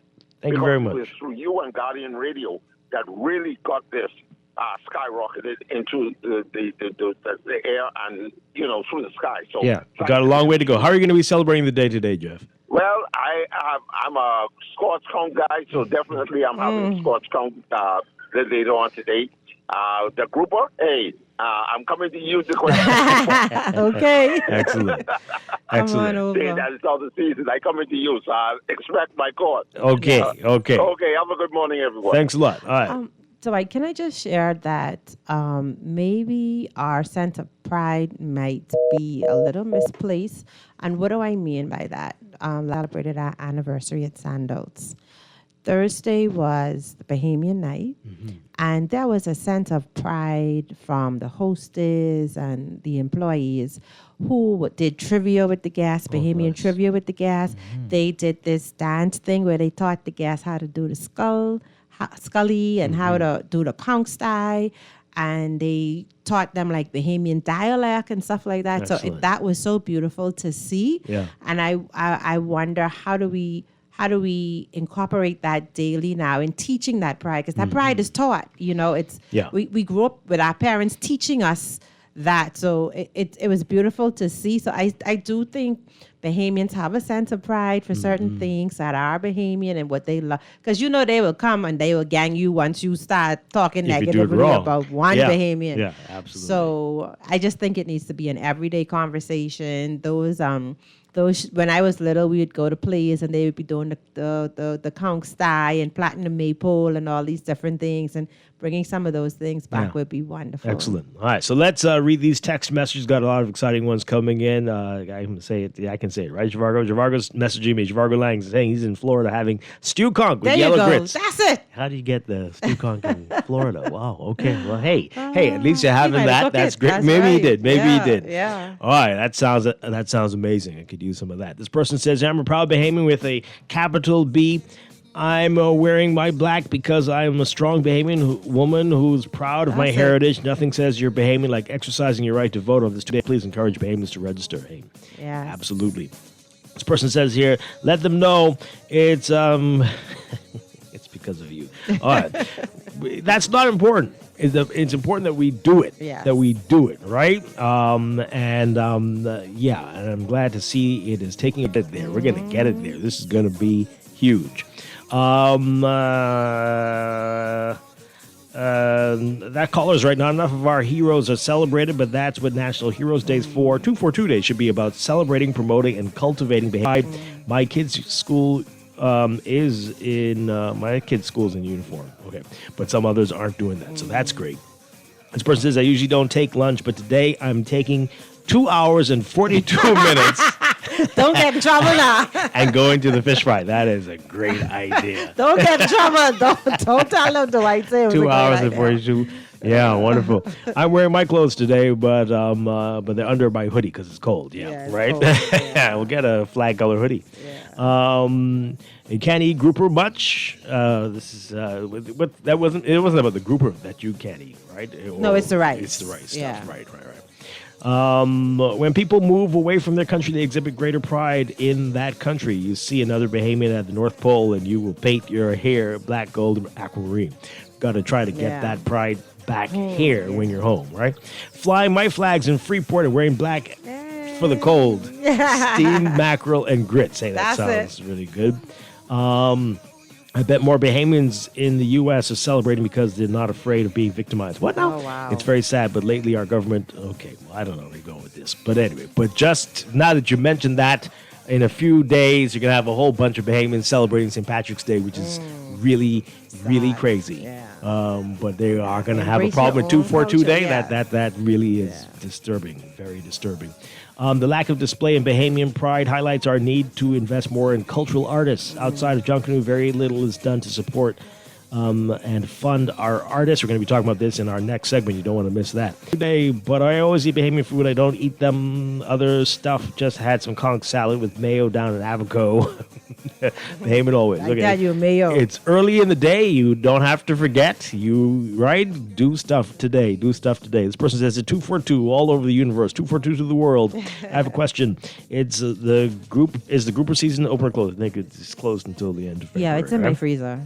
So it opens on March 1st, which is coming up in a couple of days. Can you cook the float? What are you doing? No, don't even go there. The 242 Day is young. Try some type of school competition. Choose a particular flag color each year for people to wear. That's interesting. Send a reminder using government-wide email the day before.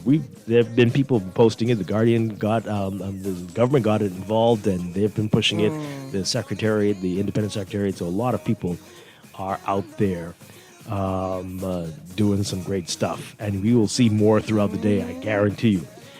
We have a National Heroes Day. We have all Bahamian radio stations, immigrants in any country go out of their way to celebrate the country they left. We complain because that's being Bahamian, but we love us, man. Be proud. Okay. Flying a flag is not what we Bahamians do. We love to wear our colors. That's fine. That's how we show our pride. It's expressed in our food and music. Okay, that's great. Do what you want to do. Do something that you feel shows how much pride you have. I'm wearing my aquamarine with all my clothes underneath. Hey, that sounds great. That sounds fantastic. Okay, we're going to pick this up a little bit later, but when we come back, we're talking about supporting the orange economy in our Spotlight on Orange Economy series in Morning Blend Business. This is Morning Blend on 242 Day. We'll be back after news headlines.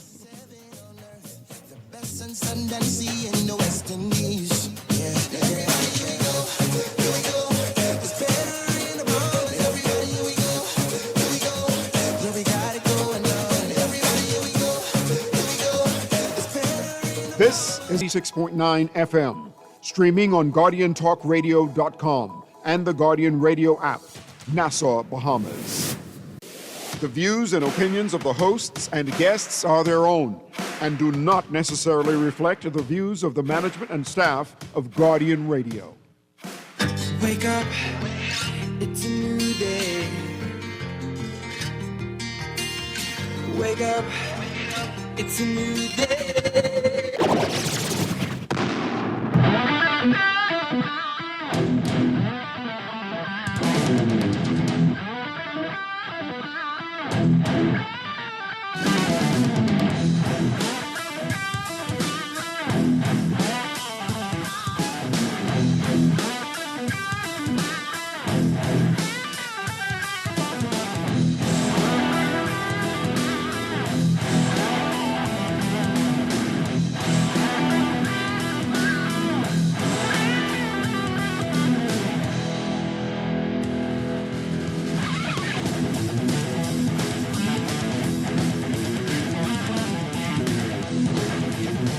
Good morning, and welcome to Morning Blend Business on this Tuesday, February 24th, 2026, 242 Day in the Bahamas. Welcome back to our Morning Blend listeners. Once again, I'm Dwight Strachan along with DeQuesta Dean. And this morning, every fourth Tuesday of the month, it's our Spotlight on the Orange Economy series, our partnership with the Ministry of Economic Development and the Orange Affairs, Development Affairs. No, sorry, Economic Affairs. Or let's get your mic up there. Orange Economy Unit. We've got the head of the unit, Angelique McKay, with us as usual. Good to see you. And you've got a legendary artist with us in the studio. We've got Andrew John. Good morning. Great to have you with us. Good morning. Good morning. Pleasure. Happy 242 Day to everybody. Okay, so Angelique, remind folks about the Orange Economy Unit and what we're trying to accomplish here with the Spotlight on Orange Economy series.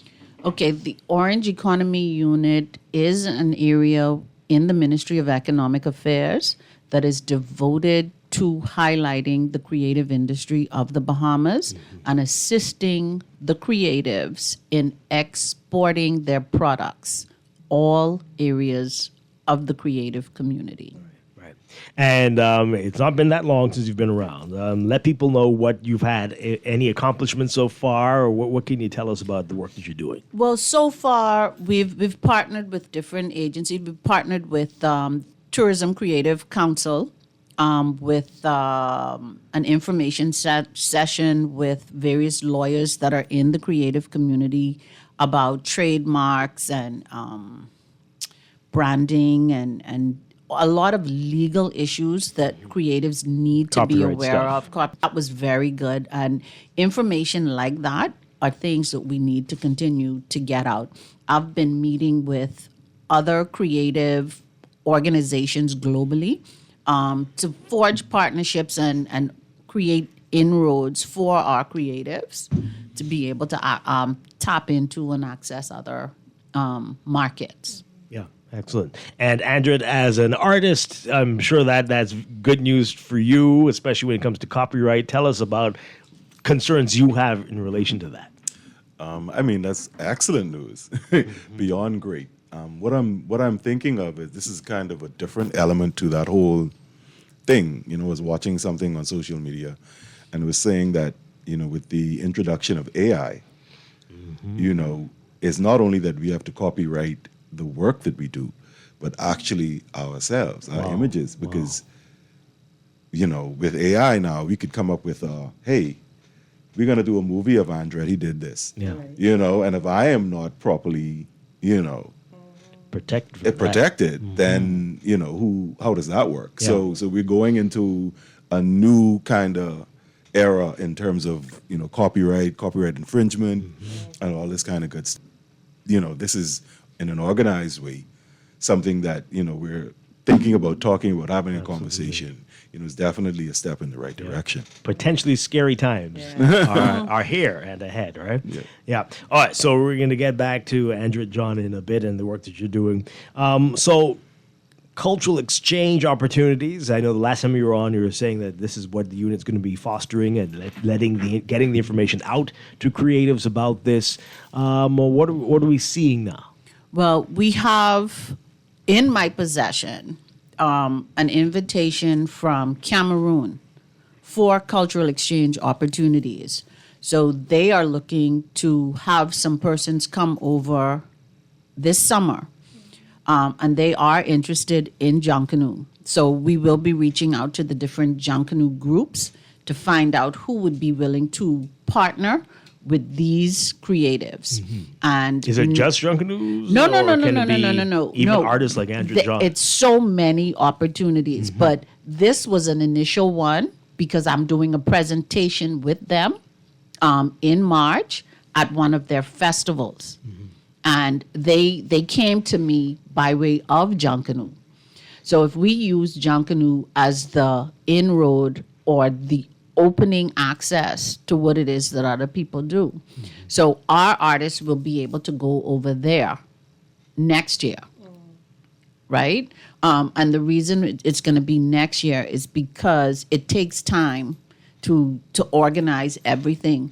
But based on what it is for them to come over, a lot of the heavy lifting would have been done on their end because the conversation has already started, right? So to identify a Junkanoo group where they can partner with and be involved with and learn that creative process. And then we in turn go and learn some of the creative processes on their side. So that would be, we could carry persons that are interested in jewelry making, persons who are interested in fashion design. So it's a number of opportunities for them to be able to partner. So it's not just Junkanoo, right? But that's something that they are interested in. And it's not just displaying the culture, but you can actually make. Oh yes, it will. Economic impact on it. They will be coming for a month, and our artists, when we go, will be going for a month as well. So they will house us for a month. So we're still working on all of the so that we could. Funding and everything like that to be able to coordinate everything to get them there for that.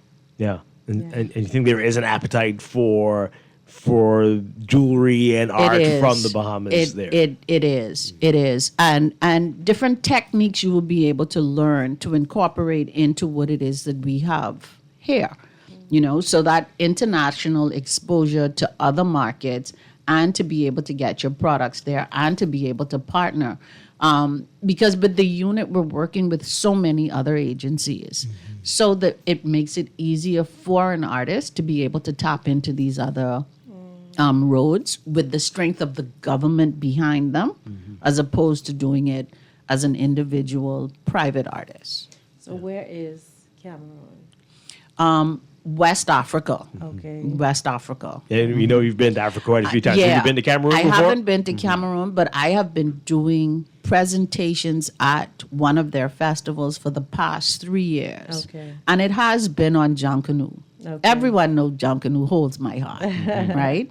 And that's why they're interested in coming to do with Junkanoo. But it will open doors because they're not only going to see Junkanoo artists when they come, so they're going to be exposed to a lot of different creatives. Okay. And again, when are they coming? It's the middle of May to the middle of June, so that they could participate in the Labor Day. Oh, nice. Yeah. Nice. And then next year, Next year, the Haymans will go. Will go. And it will be, their festival is March, is around March. So that's when the Bahamians will be able to go to participate in their festival and do the kind of. So if you're hearing this now, what should you be doing if you want to be a part of this? Send messages to Orange Economy Unit at bahamas.gov.bs and our phone number, please, so that we could document everything. Oh, the phone number.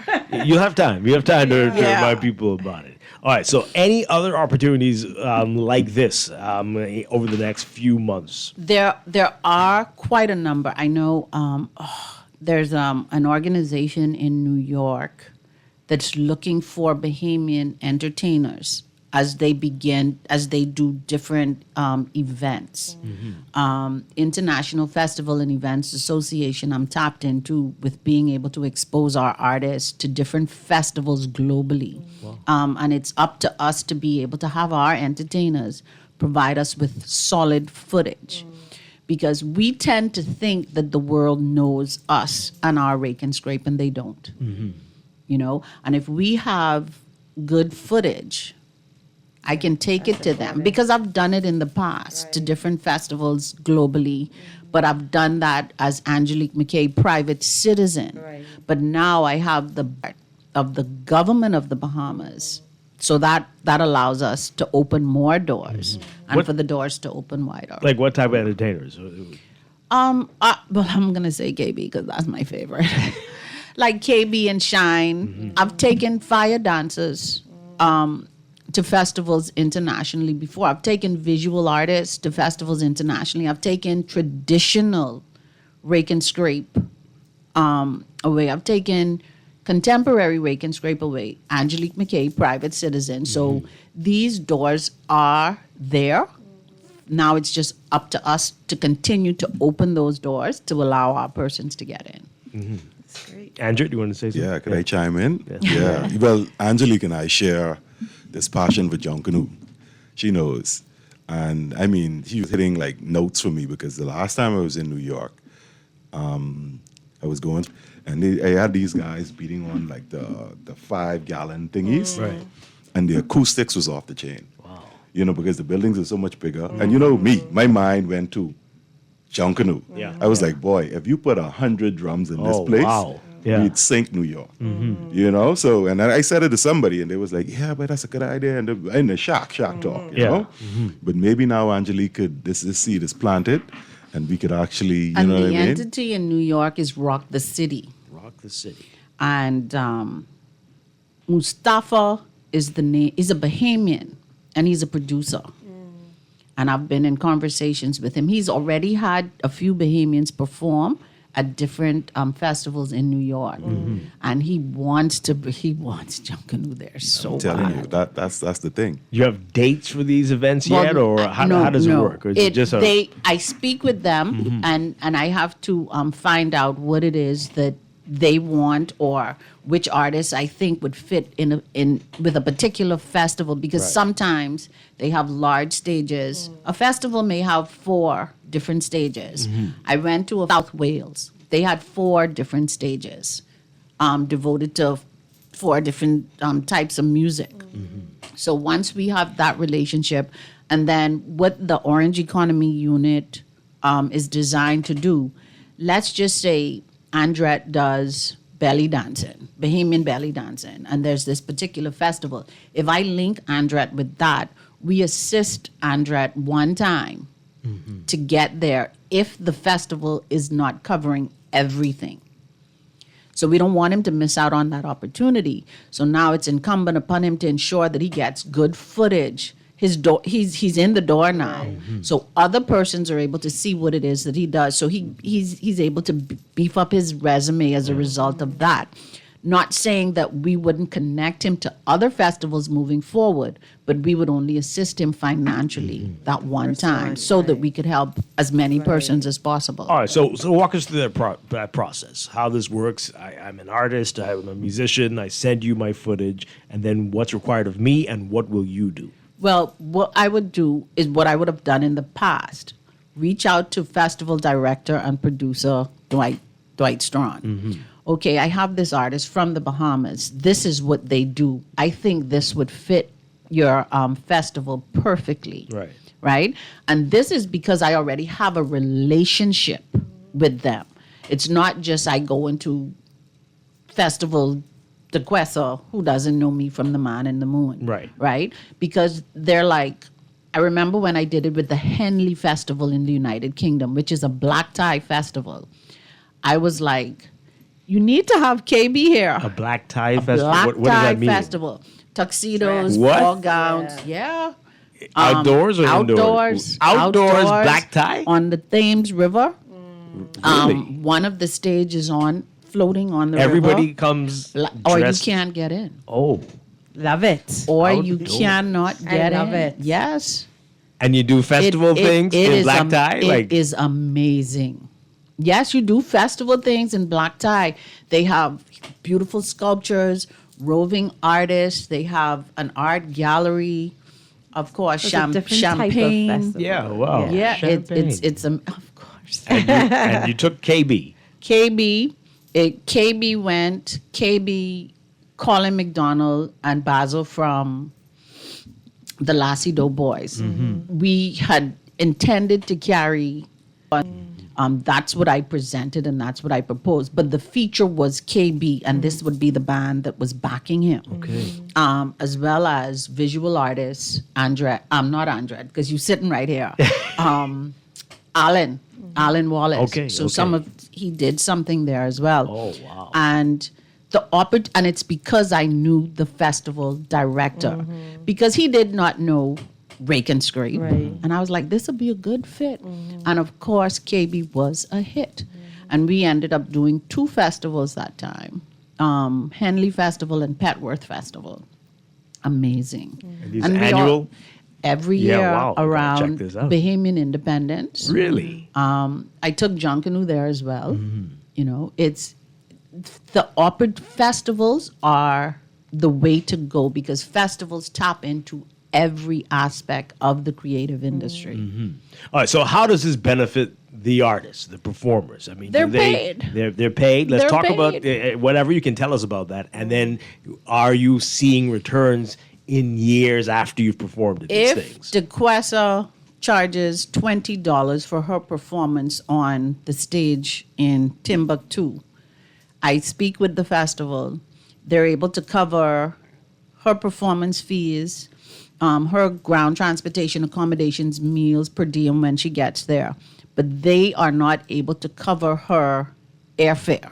Okay.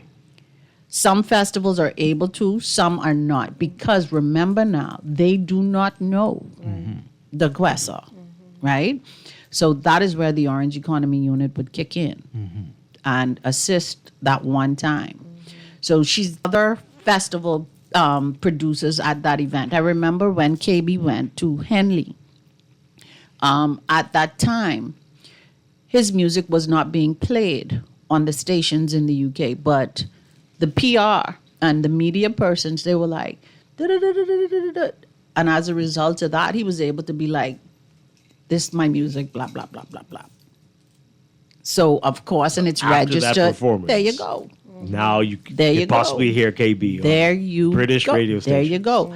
I did an interview on one of the BBC stations after I did a presentation in the UK, and they introduced me with Trinidadian music. I was like, "What is this? Right. This isn't reggae." He was like, "I don't have any." I was like, "See it, y'all." So now they have it. As a result, see, we don't market our creatives. We market Sunshine and Sea. Yeah. The Orange Economy Unit is designed and intended to market the creative industry of the Bahamas. So with the music being played on their stations, is he getting warranties? He's getting warranties from that. Yeah. Okay. Register your stuff. Excellent. See, and Andret is world renowned. I mean, this man has been all over. I remember when you did that stint in Italy? Yeah. He blew me away. Tell him about that, please. Tell us what you do.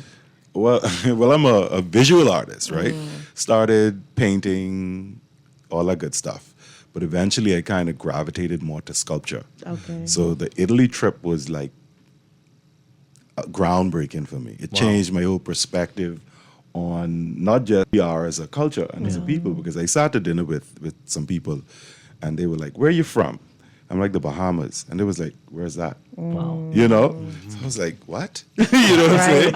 And then, I have dreads. So they was like, "Oh, Bob Marley, Jamaica." And I was like, no, little north. So there was one guy who was there and he was like, "Oh, I think it's Turquoise." So he meant turquoise. So I said, "Yeah, that's it." You know what I'm saying? So it kind of like broadens your perspective when you travel and when you immerse yourself in these places and things. Yeah. One of the things that I saw was that most of the tourists who were there when I went to Florence, they were there for the art. They came to see the Michelangelo. They came to see, all facets of what they're selling. So I sat there and I was like, wow, we in the Bahamas, we sitting on a gold mine. We have, and I was having a conversation with this because, like I said, I'm an avid junkanoo as well. And I told them, I was like, "Hey, guess what? We have more studios per square mile than any place on the planet." And they were like, "What?" See, we don't see junkanoo shacks. We call them shacks. Very interesting. But if you were to think of them as places that produce art, then you kind of hold on, what? This is true. You know what I'm saying? So I think we have kind of like that same potential to have people who just want to come here for that. Yeah. And kind of experience that, because this is what and who we are. You know what I'm saying? You know what it is to have more studios per capita or, than any other place on the planet. This is one island that is 21 by 7. Maybe 20 now. Exactly. You know what I'm saying? Right. And to have just about hundreds, basically, shacks are maybe 10 to 20, but then you have these small individual spaces that guys produce art. Right. You know what I'm saying? And when I did some work for Disney a few years back, and we were in a kind of a think tank trying to figure out, and there was this brilliant creative working for them. His name is Joe Road. Shout out to Joe. And he was like, he wasn't feeling what he'd seen so far, right? And he was like, "Man, please come and tell me what it is that the Bahamas has that no place else has." And I said to him, I said, "Let me show you something. We get into the shack right now." Yeah. And he's like, "What?" Yeah. And when he experienced that, he was like, "This is it. This is what the Bahamas has to share with the world." And like I said, we kind of we don't see it in that way, but it's kind of growing and evolving into that. And as a result of that interaction, junkanoo became a part of their development. Right. They actually use that as a theme. And I think that we downplay it so much. It's because of the history of it, all that good stuff. But we need to realize what it is that we have. Yeah. So with partnerships with Angelique and, you know, the concentration on or the creation of the orange economy, and like I said, having this conversation, kind of creating this thing that we could kind of branch out, touch the world, and have the world touch us is immeasurable. Yeah. You know? Wow, and it's amazing that we're having this conversation on 242 Day, because it yeah. does seem 242 like Day. we Yep. have been almost ashamed of what we have here, which is Who's we? Right, get it some right. people. Get it right. Well, I mean, Andrew made a great point, right? I mean, can you imagine people coming down in December I to tour could. Shacks Yes, exactly. and then watching the Exactly. parade? Like, we need I to get could. there. Exactly. right? I could, we do. We need to what it is that makes us who we are, and to not be ashamed of what it is. When I travel with Junkanoo, we are the Pied Pipers Yes. anywhere Yes. we go, anywhere. You know, I'm a walking billboard for the Bahamas when I travel. I always have on my colors. Yeah. You know, and I don't play cute. I speak like a Bahamian because I tell you, born bred, the And the dead, dead. Bahamian. Yeah. Mantra. You know? So we often think here in the Bahamas too that people know where we are and who we are. Like right. Andrea tell you, they didn't know. And I remember when he told me he was going to Italy to do that with marble. With marble, yeah, I worked in I marble. could remember that. I was so excited for him. You would think I was going, right? because I know what he does and how talented he is. And once we begin to get our artists beyond our borders, a whole new world opens. He didn't even talk about his underwater stuff. Tell us more, Edred, and tell us about where you are hoping that we will see with this unit.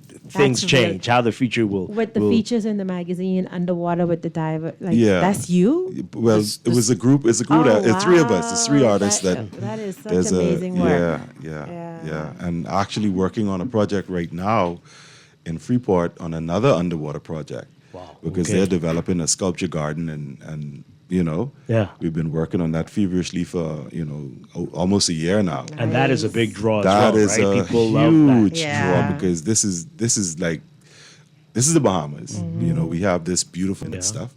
So to have your artwork there is monumental. You Sun, know? sand, sea, and art. I'm Yeah, serious. yeah, I'm yeah. serious. So you know, kind of like just to land a little bit. I don't want to speak too much until we develop it completely. But Right. we're taking the history of the Bahamas from the first indigenous peoples. You know, the Taino, and then we're going to move into the Bahamian influence, the Afro-Bahamian influence, and then the modern day. You know, those who've nice. kind of contributed to modern society. So visually, and then Underwater. underwater, and then we're going to use. Amazing. A part of the aesthetic, the design, is Junkanoo as well, Oh, because I have these torsos of people on these skirts. exciting. Trust me. And it's going to be the photos, the everything. This is going to go worldwide. Yeah. This is going to be something that is very unique to us. It speaks to conservation, culture, and then we're going to guide the youth. We're going to show the young people that, hey, this is the potential of what we do. Yeah. You know, who we are as Bahamians, and give us pride. We kind of like Angelique says, we think, this is our world, but it's a bubble. Right. And if you think about it, 400,000 people, that's like a tiny, Like a village. That's Small like town. a village, True. exactly. Yeah. But to be so powerful in terms of culture, you punching above your weight Well class, above. bro. Yeah. You know what I'm saying? So let's pluck these little minds. Let's get these people going, and let's show the world who we are. Yeah. 242 day. Amazing. Yeah. When can we expect this? When do you think it's going to be? Well, I'm going to be wrapping up everything in about a month. Okay. My partner we're going to deploy, so in about 2 months or so, I would say. And then I've already leaked some of the photos of the pieces online, just one or two. They gave me some permission, so But once we have completed everything, all of the pieces, then we're going to officially launch, but it's really exciting. Yeah. This is a lot of potential. I'm telling you, great opportunities. The creative industry makes the world go round. That's right. I'm telling you. Just think about everything. You cannot make a move without a creative having touched whatever it is. That's right. So I mean, it's like just. I don't know, mind blowing. Ready to go diving? I'm telling you, and I'm not a diver, right? But it yeah. opens another world, Yes. right? So to the artist or the creative out there, Angelique, who wants to do something, many people want to get beyond, our local. Yeah, people want to break into the international market, but they don't know how to. Coming through the orange economy, can you tell them, other than the festivals, what you would do to help someone that may not be an artist? It could be a makeup artist. It could be, someone else in the creative field. They want more, but they're stuck because they don't know how to get from where they are to where they want to be. Maybe they haven't even identified it. How do you help them chart that? One of the things that we're starting to do, and we have a meeting to set up our schedule, we're doing a podcast series from various creatives in the industry. One is a makeup, theatrical makeup. But we want persons to be able to hear what their experiences are, what their challenges are, what their successes are, so that could identify some inroads. Another thing that we're doing in the unit, international grant opportunities to direct persons to. We're not filling anything out for you. Right. We are showing you this is an opportunity, you could apply for this, or if you meet the criteria. So Dwight will be able to give our social media. We're just starting, so bear with us, but we are committed to what it is that we're doing. And there are lots of grand opportunities out there. There are. And one of the things that I could say, I understand the challenges of the creatives, because I too am a creative. So it's not going to happen overnight, and this is a process, but we are working towards it. And I know this may sound a little bit cliche, but I have the support of our minister for this. So I feel comfortable and confident about the direction that we're going. Yeah. Now, you needed people to register, right? I think on the last time you were on the show, Well, you talked the about Department of Culture Right. has a creative artist registry. Right. So persons can register through them. So international people who are looking for certain things. So that is slightly different from what it is that we're doing. Okay. Yeah. So what is next for your? We got people asking if they can join you as a private citizen on some of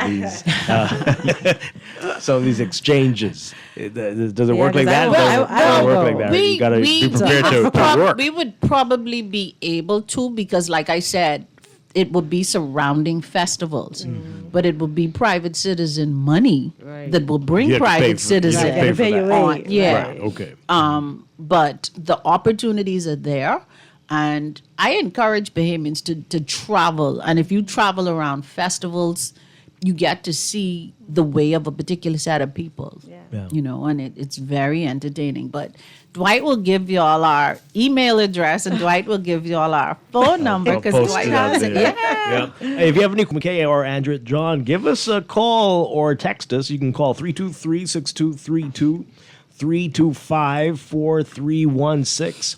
325-4259. Call us toll free, 242-300-5720. Tweet us, Facebook us, text us, 422-4796. Got to ask you this question. So we're talking about taking our to the world, but what about right here, where a lot of people don't even know right here about what we're seeing and the talent that we have here?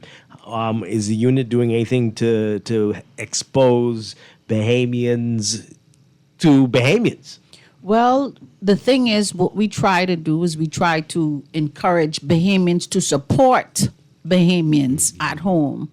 Like, they would go away and be like, oh, look at John Doe playing the guitar and dancing and singing. We have it here. Yeah. We have a lot of talent here. And that's our social media pages are going to try to expose them as well to locals and international persons, and just try to encourage people to support our own, at various events and functions. Andrew, what are you experiencing? You're seeing is it foreign support? Or are you getting Bahamian support as well? Oh, definitely. I've been doing it for quite a while now. But I've seen tremendous growth because a lot of when I first came in, the gatekeeping, I can see kind of fading away.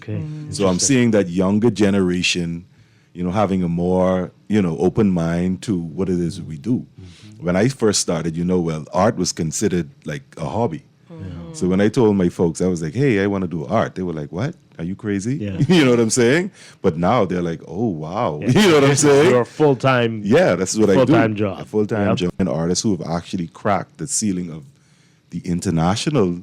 These guys are doing like big stuff. If you follow, one or two of those guys. They're in Biennales in Italy and showing in London and, all over. So, we're definitely growing. And like I said, evolving into, I think, where we really need to be. Still some work to be done.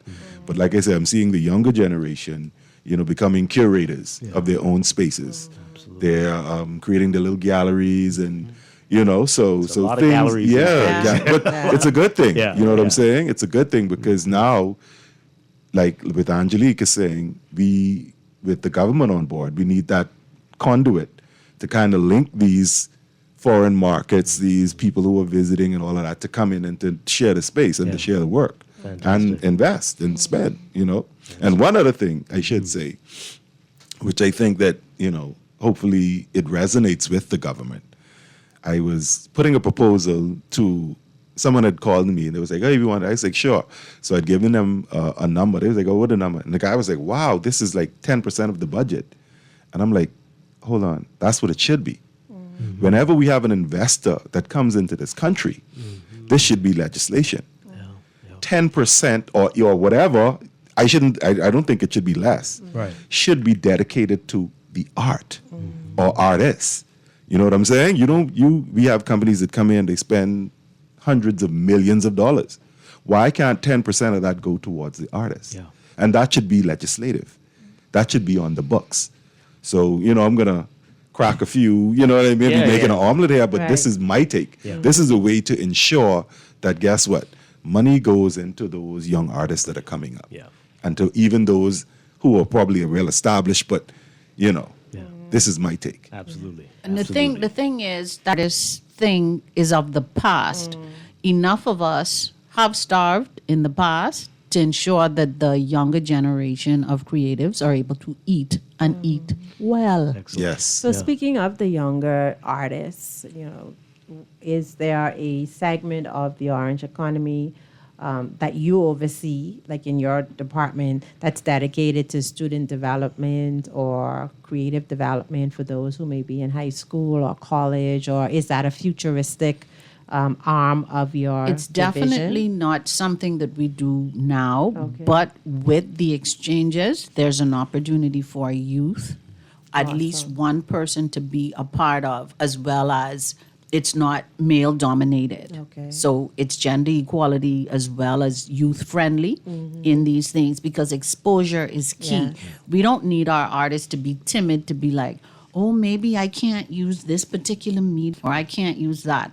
And another thing, when Dwight is asking about the support locally, people tend to think your price is too high in some areas. How? They won't say that to certain other people. No.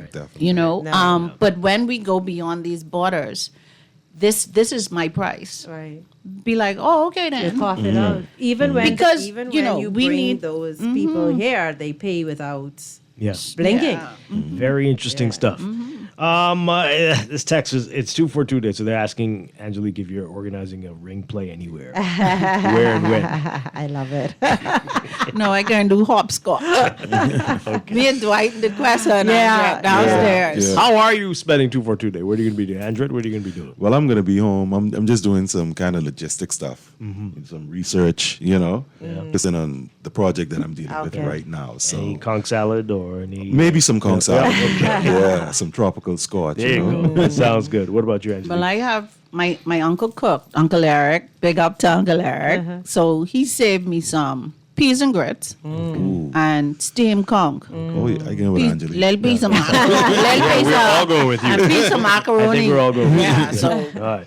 Andrew, let people know how they can find out more about you, find your work, buy your work. Tell us all about it. All of the social media, kind of Facebook, Andret, ANDRET, John, JOHN, Instagram, even Snapchat, so just reach out and, it's easy to kind of connect to anyone right now. Yeah.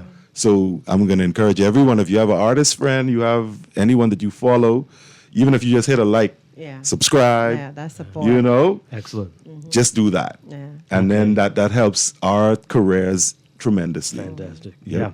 And Angelique McKay, you want me to do it or you? I like how you sound doing it. Oh, really? All right. So Angelique McKay is with the Orange Economy Unit. You can find them on Facebook at Orange Economy 242 and the website orangeeconomyunit at bahamas.gov.bs. And you can call them at 397-9914. Or text, 397-9. No text. Call 397-9914. Angelique McKay, thank you so much. Andrew John, great to see you again. And we'll talk again next month. Thank you, Angelique, sir. spotlight With a flyer, on the Orange with a Economy. flyer. We'll talk about that one too. Thank you very much. Keep up the great work. Keep us posted. Thank you. And we're going to take a quick break and then be back with our final few minutes of Morning Blend Business on this It's a 242 nice song day. to us.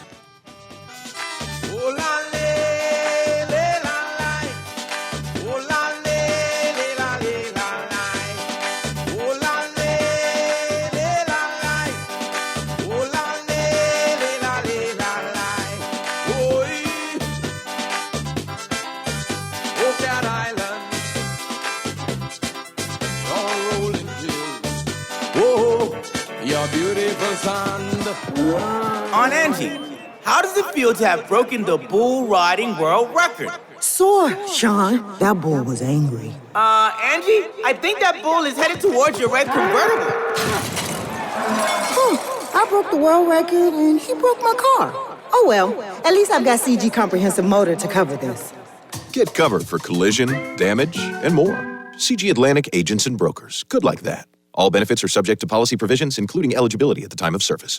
At CFAL, we understand that a secure future is the greatest gift you can give your employees. That's why our tailor-made group pension solutions are designed to fit the needs of both large and small companies. With CFAL, you can provide the retirement you and your employees deserve, ensuring peace of mind and financial stability for years to come. Join the many businesses that have already entrusted CFAL to create the right pension plan for their employees, and let us help you build a brighter future for your team. Visit us at cfal.com to get started on building wealth so you can live well. CFAL, growing wealth for future generations. Southwest Plaza has so many stores, I've been trying to find a sensible way to list them all. There's CBS Bahamas, the Ashai Institute, BENC Snack World, Bamboo Shack Bahamas, Air, the Athlete's Foot, and BTC, Games and More, John Bull, Fine Threads, Alive, Bahari, Dairy Queen, 700 Wines and Spirits, Sandy's, Clarkson, Island Luck, Starbucks, and Lowe's Pharmacy, plus Marco's Pizza and Lorraine. Southwest Plaza, what a wide array of stores. Southwest Plaza, stop by today and explore.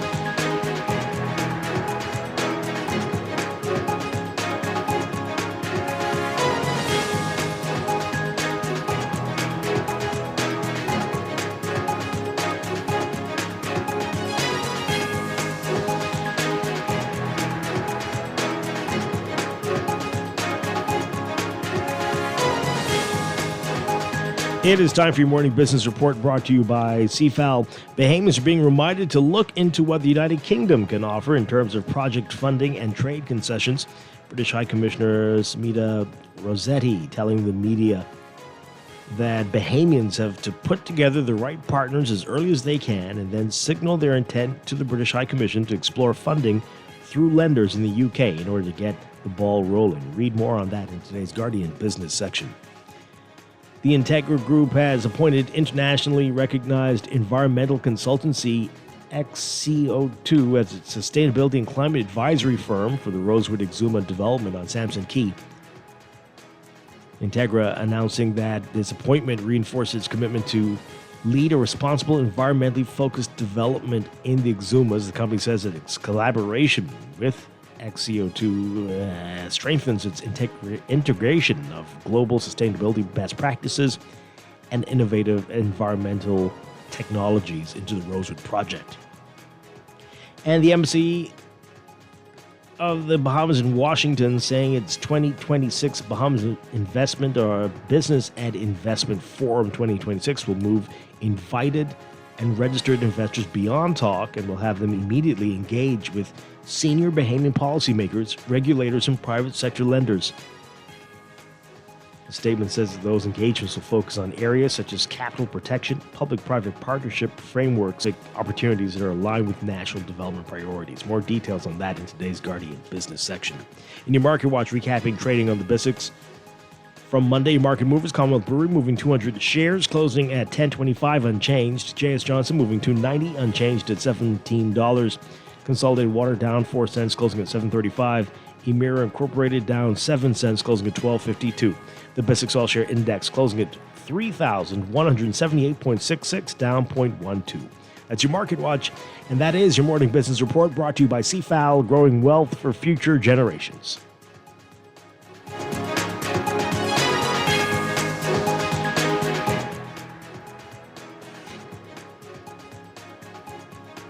And that is going to do it for us today. DeQuesta, thank you for being here this morning. Happy 242 day to you. Same to you. I'm going to save you some of that conch salad. I hope okay? so. Conch salad and grits. Okay. Right, Angelique? They shouldn't be mixed together. Andre, do you ever had conch salad and grits at the same time? Yeah? Something has to be wrong. But anyway, whatever you do, have fun, be safe, enjoy 242 day. Stay tuned for On the Clock with Aaron Green coming up next. See, I am Captain Kirk. Come aboard my rocket ship. Buckle up, let's ride. Get ready for the lift. I want to show you what the planets. Fly you to the moon. I want to send you into warp drive into the twilight zone. I want to orbit around Uranus. Open up the hatch. See if any life down there, any crab I can catch. Cause I'll always be a Bahamian gal. Anywhere I go, eating plenty crab fat and marching up some dough. Gal be heading in these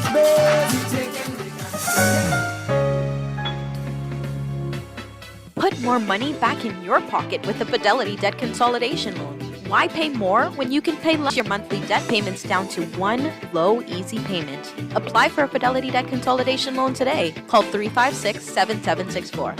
Fidelity, we're good for you. Join the Ultra family! Online signups are here, and it's ultra fast. Start winning from your phone. Sign up online in minutes and jump straight into the action at ultragames.com. And right now, when you sign up in February, you're entered for a chance to win a car. That's right, a car. No long lines, no stress.